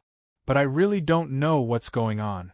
Catching his breath, Old Master Yu said, Maybe my father didn't say it clearly before he passed away. But I remember that he said something. What? Xianyuan Mose asked. Old Master Yu thought for a while and said, He said that this 8 trigrams mirror is a key that can open the void realm. When I wanted to ask for more details, he was all ready. He sighed and said, But, after so many years, I still don't know what the void realm is. I don't even know where it is. I didn't dare to let anyone know that I had this 8 trigrams mirror, so I kept it as a 8 trigrams mirror to ward off evil spirits. Until that time, when this 8 trigrams mirror resonated with the moonlight and reflected a dazzling light, people started to say that our Yu family had a treasure. And it was also from then on that things started to happen in our Yu family. The two of them listened in the room as he talked about what he knew. Actually, there wasn't much information that they could get. Not long after, the two of them bid farewell to them. Yu Qingda sent them out and said, Master Ling, Madam Ling, if you have the chance to come again in the future, please come back to the Yu family as guests. Fengju smiled and said, Okay. Yu Qingda sent them to the mountain behind the Yu residence. Seeing that the man called Song Yiping was already waiting there, he clasped his hands and said, Take care. Take care. Fengju returned the greeting and walked forward with Xianyuan Mose. Yu Qingda looked at them and saw the man take out a teleportation scroll. In the next moment, a ray of light flashed and the three of them disappeared into thin air. When Xianyuan Mose and Fengju stood still, they felt that the scenery in front of them had changed. From the back mountain of the Yu residence, they were now in a dense forest filled with towering trees. This is the periphery of Qianling Mountain. After passing through, we will enter the territory of the Yi clan. There are 8 hidden clans around Qianling Mountain. My clan, the Song clan, is also in the vicinity. Every hidden clan has their own territory on this piece of land. Unless it is necessary to move around, they generally won't cross the territories of other clans. Song Yiping introduced them as he led them forward. The Yi clan is proficient in formations and enchantments. There are also many formations and enchantments protecting their territory. However, I come here often and know how to avoid them. You just need to follow me. Chapter 35-44. There is no such thing as the head of the hidden families. Here, the hidden families do not offend each other and have their own strength. There is rarely any conflict. Song Yiping said to them, The array area is right in front. Hearing this, Xianyuan Mose and Fengju looked forward. With their cultivation, these arrays and whatnot were child's play in their eyes. There wasn't the slightest bit of difficulty. At the front, Song Yiping carefully led the way. However, after walking for a while and passing through 2 arrays, his brows furrowed even tighter. He muttered, Strange, why did the arrays change? Fengju glanced at the array. then held Xianyuan Mo's hand and walked forward. Song Yiping was startled for a moment. When he saw the two of them walk forward steadily and leisurely, easily avoiding the array, he immediately followed them. However, his pace wasn't slow, but he still saw that the distance between them was gradually increasing. He couldn't help but quicken his pace to catch up. "Who dares to trespass into the Yi family's territory?" A loud shout was heard. 4 men darted out from the shadows and blocked Xianyuan Mo's and Fengjiu's path. They stared at the two of them fiercely. "It's me." Song Yiping walked up from behind. He wiped his sweat and looked at the couple. He followed behind and watched them walk leisurely. Who knew that he almost did not catch up with them after turning left and right. Seeing Song Yiping, one of them smiled. "Yiping, why are you here? Why are you here? And these two are?" "This is Master Ling and this is Madam Ling. I invited them to treat Ah Ling," Song Yiping said and asked, "How is Ah Ling recently? Is her body better? Can she eat?" Hearing this, the 4 men's faces changed. The smiles on their faces disappeared. They moved their lips, as if they did not know what to say and did not speak. Seeing this, Song Yiping's heart trembled and his face paled. Is she not well?" His voice trembled and his heart clenched. Seeing him like this, the older man sighed. "Ever since you left last time, Yi Ling's situation has worsened. She used to be able to walk and would go out at night. Later on, she could no longer walk and has been lying in bed. However, from then on, many people in the clan started to have problems. Every night they would go out and their bodies became worse and worse." Speaking of him, he paused for a moment and continued. This matter was suppressed by the clan, but for some reason, the other clans still found out about it. Moreover, it was said that strange things were happening one after another in the other clans. In the end, they blamed it on our Yi clan and demanded an explanation from us. The elders of the clan had no choice, so they discussed cremating Yi Ling. They said that she was restrained by evil spirits, and if she wasn't cremated, then strange things would probably happen in the clan. Hearing this, Song Yiping's hands were tightly clenched into fists. His body trembled and his eyes became bloodshot. He asked in a trembling voice, You burned her to death?" He rushed forward and grabbed one of them by the collar, shaking him like a madman. "Are you just going to watch them burn your sister to death like this? You just watched and didn't do anything? Why didn't you send me a message? Why?" Chapter 35:45. When the person beside him saw this, he hurriedly stepped forward. "Yiping, don't be rash. Yi Ling isn't dead yet. She's still alive." Hearing this, Song Yiping was stunned. His hands also paused. "What did you say? Ah Ling isn't burned to death?" No, because the other families want to see her being cremated, so..." Before the man could finish, he was fiercely interrupted.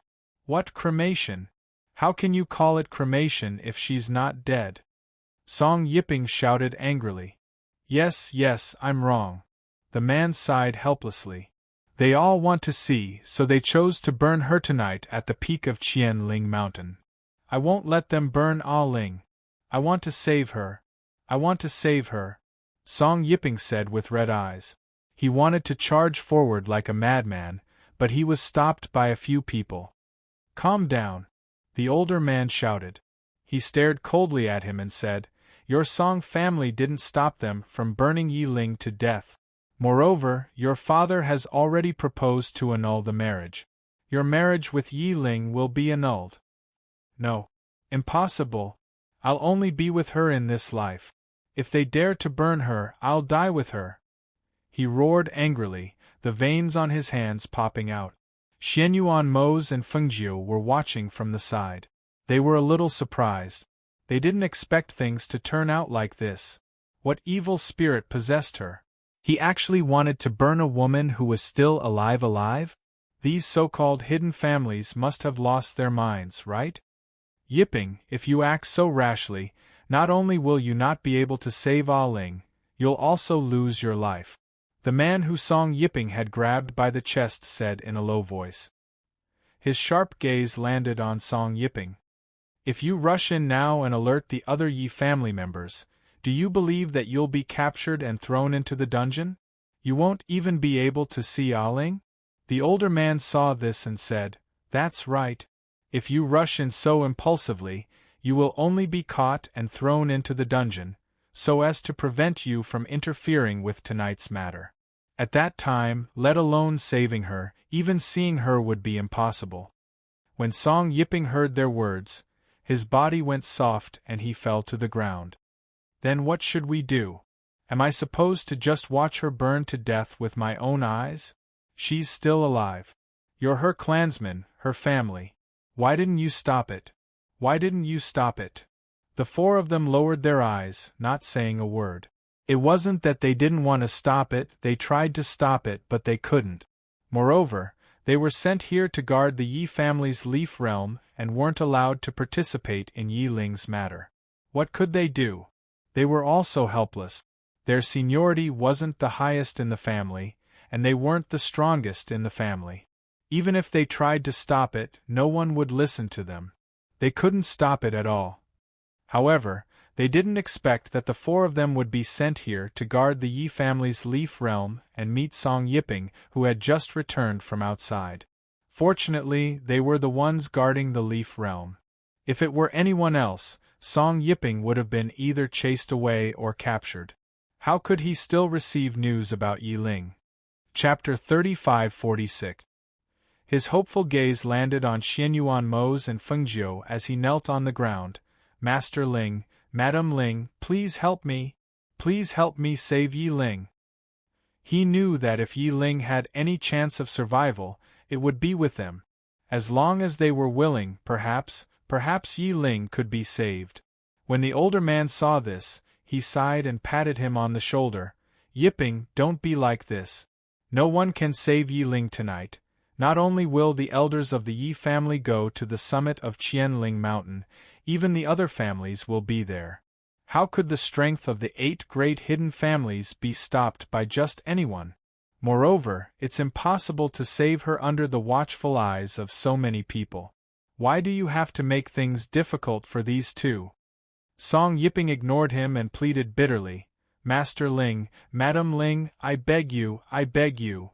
Seeing a man pleading like this, Fengjiu's heart couldn't help but soften. Song Yiping's deep affection for Yi Ling had moved her. Since that was the case, why not help him this once?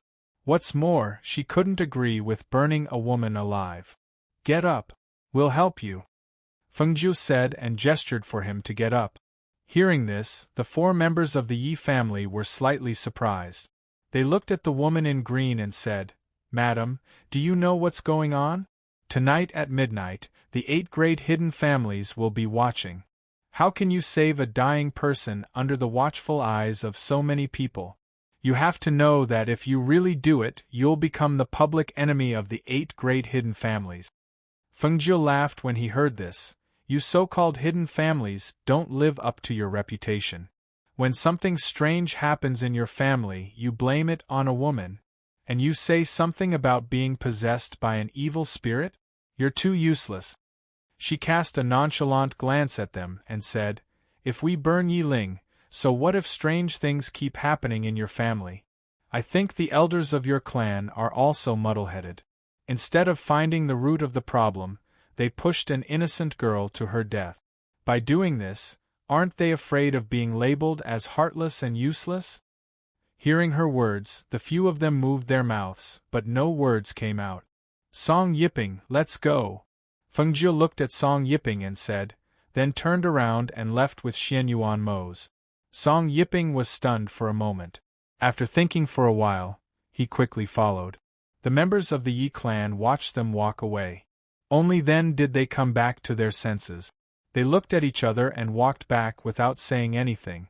After a while, Song Yiping couldn't help but ask, "Mrs. Ling, how are we going to save Ling?"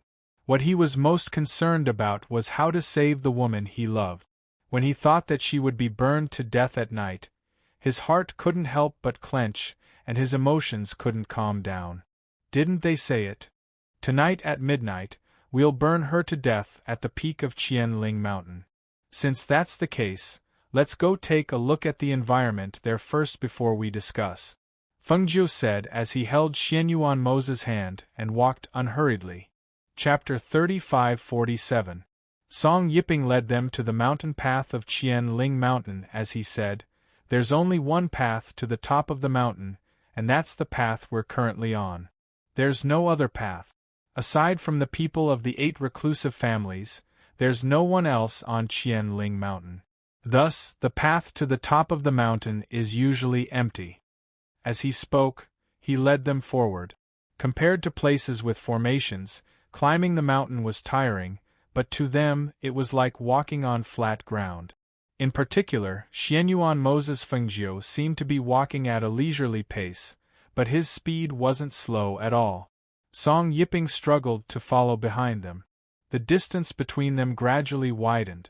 Seeing the two people getting further and further away from him, he gritted his teeth and rushed forward again. When he arrived at the top of the mountain, panting and crying, he saw the two people sitting on a large rock to rest. Normally, climbing to the top of the mountain wasn't difficult for him, but he wanted to catch up to them, so he was exhausted. At this moment, his hands were on his knees as he bent over and panted. His ears were ringing. He saw the two of them talking, but he couldn't hear what they were saying. The mountain terrain here is quite steep. The only way up is the path we took. It's surrounded by mountains on 3 sides and an abyss on one side. I wonder what's down there? Fengjiu said to Xianyuan Mose as he looked down. He saw that the bottom of the cliff was bottomless. It was filled with fog and gave off a strange and dangerous aura. I've seen everything here. Now, do you have any ideas? Xianyuan Mose asked as his deep gaze fell on Fengjiu. And, didn't they say they wanted to burn Yi Ling to death? Since that's the case, why don't we beat them at their own game? Fengjiu smiled as his eyes flickered with a calculating light. Xianyuan Mose's lips curled. It's good that you have an idea. Tell me, I'll help you. I want to go down and take a look. I don't know what's down there. Will you come with me? Fengjiu said as she held his hand. Xianyuan Mose glanced down and said, even though it's covered by clouds, we can still see the yin qi. Furthermore, the airflow seems to have formed a vortex. If we have to be careful, we have to be careful. Yes, she replied with a smile, before turning to the panting Song Yiping and said, wait for us here. Let's go down and take a look at the environment. Hearing this, Song Yiping was stunned and hurriedly said, no way. There's a poisonous gas down there. Even a cultivator with a high cultivation base will die without a doubt. When they heard this, the two of them looked down at the mist that filled the air. In the next moment Fengjiu said, got it. You stay here. We'll be up soon. As he spoke, he held Xianyuan Mose's hand and jumped down. Master Ling, Madam Ling. Song Yiping quickly stepped forward, only to see the two figures descending. Soon after, they disappeared into the clouds, and their figures could not be seen. Seeing this, he couldn't help but stare blankly, trying to see if he could see the two of them. However, no matter how he looked, he couldn't see them. Could something have happened? Chapter 35-48. Xianyuan Mose's and Fengjiu's bodies glowed with a faint light. This was the aura of a divine king expert. This aura protected their bodies, forming a protective barrier that prevented them from being poisoned. Originally, they were already immune to poisons, not to mention that they were divine king experts. With such strength, how could they be hurt by a small poison mist? There's a cave here. As Fengjiu descended, she saw a cave. The cave was as tall as a person and as wide as 2 people. The surrounding vines covered half of the cave, making it inconspicuous, especially since this cave was under the poisonous mist, and at the same time, there was still a long way to go from the bottom of the cliff. Xianyuan Mose glanced at it and said, the cave entrance is slippery. The vines cover half of the cave entrance, but they don't completely cover it. There should be a giant spirit snake inside. Be careful. Fengjiu's eyes lit up. If there's a spirit snake here, does that mean there's a spirit plant here? As she spoke, she prepared to go in and take a look, but Xianyuan Mose pulled her back. "Let me," Xianyuan Mose said helplessly. He pulled her behind him, and at the same time, used his divine sense to scan the cave. A night pearl was thrown into the cave. Hiss! The hissing sound of the snake's forked tongue could be heard, and the two of them heard a faint movement. In the next moment, a spirit snake the size of a child suddenly rushed out of the cave and attacked the two of them. The snake opened its mouth and spat out venom that splashed several meters away. The two of them nimbly dodged. At the same time, a gold coin flew out from Xianyuan Mose's hand and hit the spirit snake's weak spot. The strong hidden force of the gold coin pierced through the snake's weak spot. The snake hissed and twitched for a while before lying down. The snake's head drooped to the bottom of the cliff, but the snake's tail was still in the cave. "It's already a saint-rank spirit snake," Fengjiu said. With a move of her hand, a dagger appeared in her hand. The two of them entered the cave. Xianyuan Mose went to check it out and saw that it was quite big. It was actually the size of a room. Moreover, in the corner of the cave there was a spirit plant with snake fruit. Fengjiu raised her dagger and dug out the spirit snake's crystal core. She also took out the snake's gallbladder and prepared to use it as medicine in the future. Finally, she took the snake's body that could be used as medicine and put it into the space. After washing her hands, she went inside. "There's a spirit plant here, you can move it into the space," Xianyuan Mose pointed to Fengjiu said. "The spirit plant." Fengjiu's eyes lit up. TSK, we're really lucky. It's actually a 1,000-year-old snake belly fruit. It looks like it's about to mature. While speaking, she carefully moved the spirit plant into the space. Only then did she look around the cave. Without the spirit snake and spirit plant, this cave is ordinary. It's not bad to use it as a place to rest, Xianyuan Mose said. Using the night illumination pearl, they illuminated the cave. After looking around the cave for a while, the two of them left the cave and went down. The lower they went, the colder the aura became. The two's God King aura also became stronger. When the two of them landed, the surrounding ground and air were like calm water that was stepped on by them. In an instant, ripples appeared. Chapter 35-49. What a heavy yin qi! As Fengjiu spoke, she glanced around and saw that the yin qi was spreading out with them as the center, quickly moving into the distance. Very few people come to this place, Xianyuan Mose said, then glanced around before calmly retracting his gaze.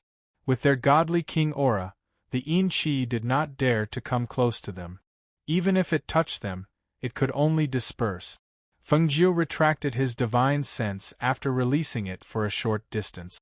"Let's go up." Xianyuan Mose replied, then led her up the stairs. Song Yiping, who was waiting at the top of the mountain, was anxiously pacing back and forth. He looked down from time to time. When he saw the two figures coming up, his eyes were filled with joy. "Master Ling, Madam Ling."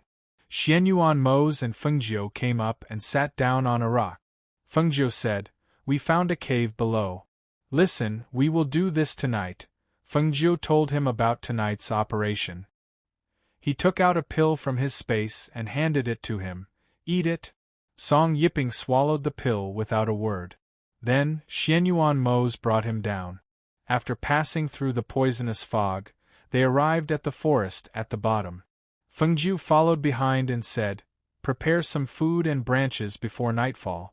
Go back to the cave and wait," she said as she looked around. When Song Yiping arrived at the bottom, he could not help but be shocked. He had heard that the yin qi below was very heavy and poisonous. Even ferocious beasts were rare here. Why did he feel that it was different from the rumors? He did not know that it was because Xianyuan Mose and Fengjiu were walking in the middle.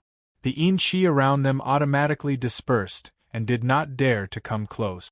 Because of the two of them, they were able to gather everything they needed before nightfall. Then, they returned to the cave halfway up the mountain. Song Yiping lit a small fire and heard Madame Ling's voice. "Set up a rack. I have a pot here. Boil a pot of snake soup, Fengjiu said as he took out a big pot from his space. At the same time, he took out the spirit snake that they had killed earlier for him to handle. When he saw the spirit snake, Song Yiping nodded and replied, "Okay." After following them for an entire day, he had already gotten used to their occasional astonishing feats. His heart remained calm as he looked at the large spirit snake. He didn't know when they had hunted it, but that was normal. After all, they were far too powerful. As the sky gradually darkened, more and more people carried torches to the top of the mountain. On the mountain path, the light from the torches danced in the darkness like the ghostly flames of a ghost. Xianyuan Mose sat cross-legged in the cave to cultivate. Song Yiping stayed by the fire, guarding the spirit snake soup. He looked outside from time to time, but he could not see anything. Fengjiu was looking at the people who were going up the mountain. The movement of the torches, the sound of footsteps, and the sound of talking made the originally quiet and secluded mountain peak lively. Chapter 35:50. When he saw the woman in white, Fengjiu frowned and his expression turned cold. It was a woman who was so thin that she looked like she would be blown away by a gust of wind. She was lying on the stretcher, and other than the thin dress she was wearing, there was nothing else on her. No one even thought about the cold night wind and gave her a blanket to cover her to warm her body. She lay motionlessly on the stretcher. Her eyes were like a pool of stagnant water as she stared at the starry sky. Her silver-white hair was draped over the stretcher. White clothes, white dress, and white hair. In addition, she was so thin that it was impossible to see her original appearance.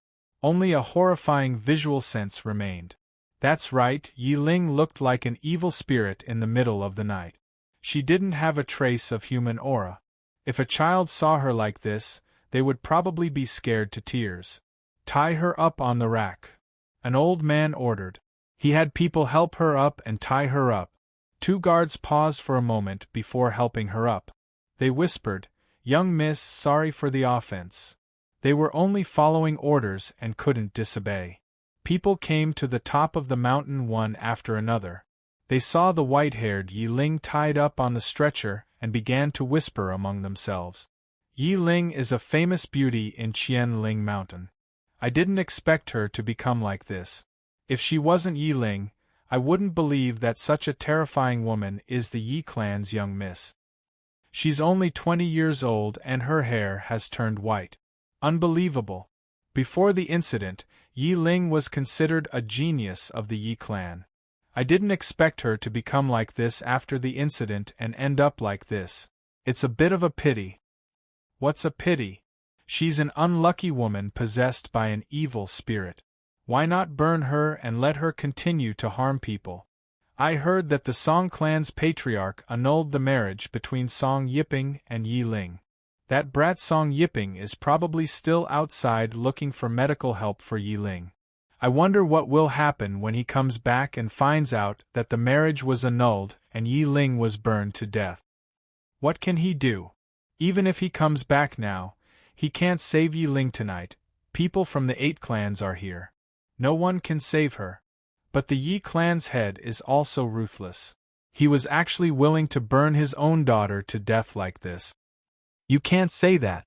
If Yi Ling didn't have the protection of the Yi family's patriarch, how could she have survived until now? I eavesdropped on my father and the others, saying that Patriarch Yi had also opposed it, but it was useless. The Patriarch Yi was the one who had the final say. I heard that the Patriarch Yi had also threatened that if Patriarch Yi continued to oppose it, he would be stripped of his position as Patriarch. The man lowered his voice and said, "Think about it. If he were to be stripped of his position as the family head, he wouldn't be able to save Yi Ling either. It's said that those who tried to stop him were punished by the elders. Family head Yi didn't come tonight either. I heard that he was punished to reflect on his mistakes behind closed doors." Fengjiu, who was hiding in the shadows, heard the words of those people. She looked at Yi Ling and saw that she was already tied to the rack. A few guards piled branches around the rack and retreated. Chapter 35:51. Yi Ling looked at them quietly. Her gaze didn't waver at all, as if they weren't her clansmen. She didn't respond to their words. Seeing her like this, the old man's face darkened. He turned to look at the people from the other families 10 meters behind him and said, "Everyone, the people are already here. We'll light the fire when it's midnight." The eyes of the other families flashed, but no one spoke. When the Song family's patriarch saw this, he took a deep look at Yi Ling. Then he stepped forward and sighed. "Yi Ling, Yiping went out to look for a doctor for you and hasn't returned yet. Ever since your accident, he couldn't stay here any longer. He tried his best to cure you, but you should know your situation. If he could be cured, you wouldn't be in this state. I'm a father. I don't want my son to be ruined because of you. He didn't know about your marriage annulment, and he didn't know that you were going to be burned to death. If you want to blame someone, blame me." Tears welled up in Yi Ling's eyes when she heard Song Yiping's name. Her expression didn't change at all, but tears flowed down her cheeks uncontrollably. Many young men and women couldn't bear to see that teardrop, and they all turned their heads away. She was once one of the most dazzling women in the 8 great hidden clans, but now she had become like this. Even though they weren't close to her, they still felt pity. As time passed, it was midnight. The patriarchs standing in front of their clans looked up at the bright moon above their heads. Their gazes landed on Yi Ling, who was dressed in white and had white hair. "It's midnight, light the fire." An elder of the Yi clan stood out and shouted. However, the guards of the Yi family hesitated. They looked at each other and lowered their heads at the same time. They did not move. They couldn't light the fire. Useless things. Seeing this, the elder snorted coldly. He snatched the torch from one of the guards and walked forward. "Tonight, this old man will personally light the fire." He stood in front of Yi Ling with the torch and said, "Yi Ling, this old man will send you off. You should be content." As he spoke, he threw the torch in his hand onto the bonfire. The tree branches that had already been covered in oil began to burn rapidly, making crackling sounds. At this moment, everyone looked at the woman tied to the frame and fell silent. They didn't say a word or make a sound. They just watched quietly. Burning a person alive was extremely cruel, but there was no other way. Who told her to be possessed by an evil spirit? They didn't do anything wrong. They just wanted to end this disaster caused by the evil spirit. Roar. Suddenly, a powerful beast roar rang out behind everyone. The powerful pressure caused everyone's hearts to tremble, and they all turned to look at the source of the sound. What's that sound? It's the sound of a fierce beast. No, this pressure, it should be a divine beast level beast. But why is there a divine beast level beast level beast? What's going on? Chapter 35:52. At this moment, no one noticed that the small cluster of flames around her had formed a layer of protection that kept the flames outside her body at bay. By the time everyone turned around, they could already see that the flames had already ignited on Yi Ling's body. Through the flames, they could see that Yi Ling had already passed out from dizziness. The night wind was blowing and the tree branches were crackling. Yi Ling's entire body was enshrouded in raging flames, and some people couldn't bear to look at her, while others were still distracted by the roar that had suddenly rung out, and they still hadn't recovered from the shock. "Send someone to see why a mythological beast has appeared in this mountain," a family leader instructed, and 2 middle-aged men were sent to investigate. "Hold on." The other family leaders stopped the 2 of them and said, "All 8 of our families are here tonight. Seeing as we're going to investigate, I think it's best for each family to send a representative to go with us. What do you all think?" "Yes, I agree." The other family leaders nodded and gestured to the people around them. Thus, each of the 8 families sent a representative to investigate. After all, they could tell from the aura that this was a mythological beast, so no one was willing to let others take the lead. Boom! Bam! The sound of the explosion brought everyone back to their senses, and only then did they recall that Yi Ling was still burning in the flames. However, when they turned around, they were greeted by the sight of a small corner of the shelf that had already been incinerated by the flames. Yi Ling's figure was nowhere to be seen, and it was as if she had been engulfed by the flames. Only a putrid odor was wafting through the air from the flames. No one knew that just a moment ago, Feng Jiu had rescued Yi Ling from behind the cliff and brought her down into the cave. Meanwhile, Tun Yun had completed its mission, and it transformed into a small ball that traveled through the night sky. It found a place to hide and waited for everyone to leave before reuniting with its master. In the cave, Song Yiping couldn't sit still and waited at the entrance of the cave. When he saw the two white figures that were still clearly visible in the night coming over, his face couldn't help but be filled with surprise. Ah Ling. He wanted nothing more than to go and catch her, but in the blink of an eye, Madame Ling had already brought her to the entrance of the cave. What are you waiting for? Then, help him in. Feng Jiu handed him over and walked inside. Song Yiping carried Yi Ling over to the bonfire, and tears began to well up in his eyes at the sight of her even thinner than before. Ah Ling, wake up! It's me. She choked on the smoke and fainted. She can't hear you even if you call her. Feng Jiu said calmly and walked to the fire. You've been guarding outside all night. Drink a bowl of soup first. Xianyuan Mose had already scooped a bowl of spirit snake soup and handed it to Feng Jiu. Hearing this, Feng Jiu smiled and squinted his eyes. Thank you, husband. She reached out to take the bowl and drank it. After the steaming spirit snake soup entered her stomach, she felt much more comfortable. Madame Ling, how is Ah Ling? Will she be all right? Song Yiping asked in a trembling voice as he hugged Yi Ling. His hands were holding her hands and rubbing them gently, trying to warm her body up. Chapter 35:53. Hearing this, Song Yiping laid her flat and scooped a bowl of spirit snake soup to her. He then helped her up into his arms and carefully fed her little mouthfuls. Seeing the spirit snake soup flowing down the corner of her mouth, Song Yiping could not help but feel anxious. She had fainted and could not eat at all. Even if he fed her like this, she would not be able to eat. After thinking about it, he picked up the bowl and drank a mouthful of spirit snake soup. Then he bent down and used his mouth to pass the snake soup into her mouth. Feng Jiu was drinking soup on the side. When he saw this scene from the corner of his eye, he could not help but raise his eyebrows. This kid was good. Xianyuan Mose faintly glanced at him and looked away. He looked at Feng Jiu and asked, Do you want another bowl? Have you eaten? Feng Jiu asked. Seeing that he did not speak, he smiled and said, If you haven't eaten, then eat a little first. This soup has been simmering for a long time. It's all essence. She smiled and finished the soup in the bowl. Then she scooped a bowl for him. Seeing this, Xianyuan Mose reached out to take the bowl and drink it. After Song Yiping fed her half a bowl, he saw the originally unconscious person's eyelashes tremble slightly.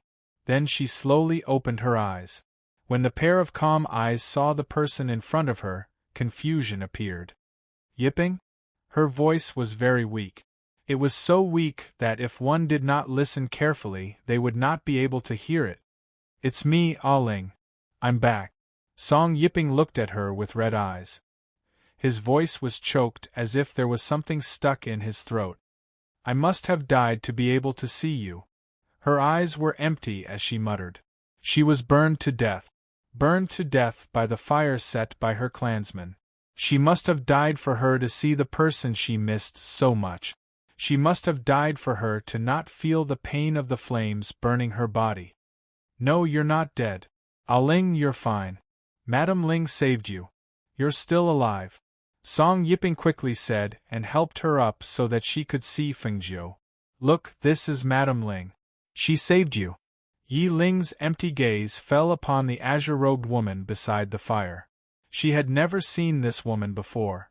Was she the one who had saved her? To be able to save her under the eyes of those 8 clans, she must be a very powerful person. Thank you. She thanked him softly as tears fell from the corners of her eyes. Her clansmen wanted to burn her to death, but a woman she didn't know saved her. Fengjiu looked at her and said, "Drink another bowl of soup. Nourish the body." As he spoke, he glanced at Song Yiping.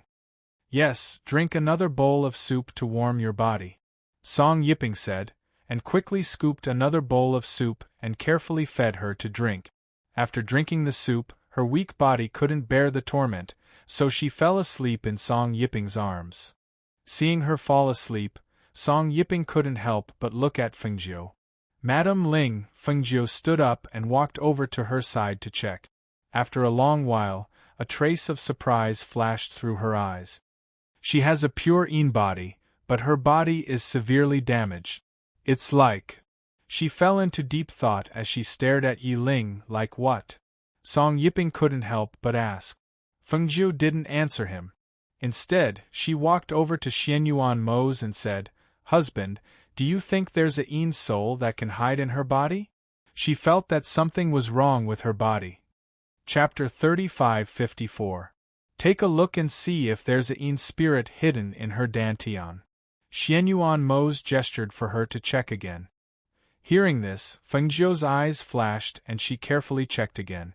This time, when she withdrew her hand, she couldn't help but look at him. "You saw through it? There's a fist-sized Yin spirit in her body, and it looks like it's about to take shape." When Song Yiping heard this, his heart couldn't help but sink as he asked, "Then what do we do?" Fengjiu thought for a moment and said, "Cut it out and take it out. It won't cause any trouble." Cut it out?" Song Yiping's face paled in disbelief. "Yes, that Yin spirit is as big as a fist, so we can only cut it out," Fengjiu said as she glanced at Song Yiping. "It's a good thing that she met me. Others really can't save her." Song Yiping was stunned for a moment before he asked with a pale face, "Can her body take the cut? Will she?" "Don't worry, she won't die as long as I'm here." She waved her hand and said, "Put her to the side first and clean up a clean place. Cover the ground with clothes and don't let her body touch the ground. Then, prepare some water." Although Song Yiping was worried, he still prepared according to her instructions. After an unknown amount of time, when everything was ready, the sky outside was gradually turning bright. Xianyuan Mose knew that she was going to cut Yi Ling, so he went to the cave and sat down cross-legged with his back facing the outside. Fengjiu took out all kinds of small knives from her space and placed them on a tray. She cleaned all the knives and put them through the fire before she said to Song Yiping, "Take off her clothes." Take off her clothes?" Song Yiping was stunned and his ears turned red. He was a man, so how could he take off her clothes? Fengjiu glanced at him and said, "Aren't you her fiancé? If you don't help her, will she be able to take it off herself? Not only do you have to take it off, but you also have to keep an eye on it. When I cut it, I'll need your help." Hearing this, Song Yiping gritted his teeth and replied. He reached out to untie her waist belt, then her outer clothes, then her inner clothes. Finally, when he saw the doo-doo, his face turned red and he stuttered, This isn't necessary, right?" "Take it off," Fengjiu said with a frown as he glanced at the doo-doo covering her chest and stomach. Hearing this, Song Yiping blushed and reached out to take off Yi Ling's doo. Even though she had her eyes closed, he was still extremely nervous. Especially when his hand touched her skin, it felt like it was on fire. Looking at the dilly-dallying Song Yiping, Fengjiu chuckled. "She's so thin now. She's almost skin and bones. What's there to see? I just asked you to help her take off her clothes. Do you have to be so nervous?" Song Yiping pursed his lips and didn't say anything. He lowered his head to take off Yi Ling's doo-doo, but he didn't dare to look around. That's right, Yi Ling was so thin that she didn't have any flesh on her body. It wouldn't be an exaggeration to say that she was just skin and bones. Not only was she not beautiful, she was even a little scary. However, looking at her skinny body, he only felt heartache. No matter what she became, in his eyes, she would always be the prettiest, the most beautiful. Now, even if she was unconscious and he had to take off her clothes, He was still extremely nervous. If she woke up and found out, would she blame him? Chapter 35:55. Song Yiping shifted his gaze down and heaved a sigh of relief. However, when the next scene entered his eyes, his entire body tensed up again. Madame Ling had used silver needles to seal the acupoints around Yi Ling's body. Immediately after, she used a sharp knife to gently cut Yi Ling's abdomen. Blood quickly gushed out and the strong smell of blood entered his nose, causing his heart to tighten. "Wipe the blood clean," Fengjiu said softly. She pressed a hand on Yi Ling's dantian and used her divine sense to sense the presence of the Yin spirit. She cut open the wound and put down the knife before using a pair of tweezers. Song Yiping's face was pale as he used a clean cloth to wipe away the blood. Due to his nervousness and worry, large beads of sweat had appeared on his forehead. He felt that time was passing very slowly. In particular, the blood that was gushing out of the wound made him feel that if this continued, she would bleed to death. "I'm going to lure out the Yin spirit. I can't stop the bleeding, but I'll speed up. Pay attention later and don't let the Yin spirit escape," Fengjiu said softly, but her hands did not stop moving at all. "Okay," Song Yiping responded and did as she instructed. Fengjiu moved her hand slightly. She could sense that the Yin spirit was hiding in the corner and was shrinking closer and closer. She immediately used her palm to release a God Monarch level aura into Yi Ling's body. The Yin spirit that had been hiding in the corner suddenly shrank back after sensing the terrifying pressure. It wanted to escape by following the flow of blood, but in the next instant, a pair of tweezers clamped down on it and dragged it out. After Feng Jiu caught the Yin spirit, she dragged it out. However, at this moment, a strong force came from the tweezers, and the Yin spirit flew out of the cave with a whoosh. "Catch it!" Feng Jiu yelled. Her hands did not stop moving. She quickly stopped the bleeding and stitched up Yi Ling's wound. Song Yiping rushed over in a flash, only to see the spirit escape from his hands and fly towards the entrance of the cave. Just when he thought it would escape, he saw Xianyuan Mose, who was sitting at the entrance of the cave, point his finger, and the spirit fell back and rolled into his hand. He was stunned as he looked at the fist-sized ball of blood in his hand. His heart trembled. There was such a thing hidden in Yi Ling's body? How did this thing get into her body? He quickly came back to his senses and put it into a silver net that he had prepared earlier. Then, he returned to the side and saw Madame Ling sewing up the wound with a needle. Her movements were as if she was sewing clothes. He was shocked to see it. So wounds can be treated like this? How incredible! Not long after, Fengjiu finished treating Yi Ling's wound. As she retrieved the silver needle, she pressed her palm against Yi Ling's wound and injected a faint green lotus life force into her body to heal her wound. She used her hand to cover her wound, so Song Yiping didn't see it. After she injected life force into the wound, she covered it with her clothes and looked at Song Yiping. "Bring that thing over." Song Yiping returned to his senses and brought the Yin spirit forward. She took out a small knife and cut out the ball of blood, revealing a small ball of blood that was the size of an egg yolk.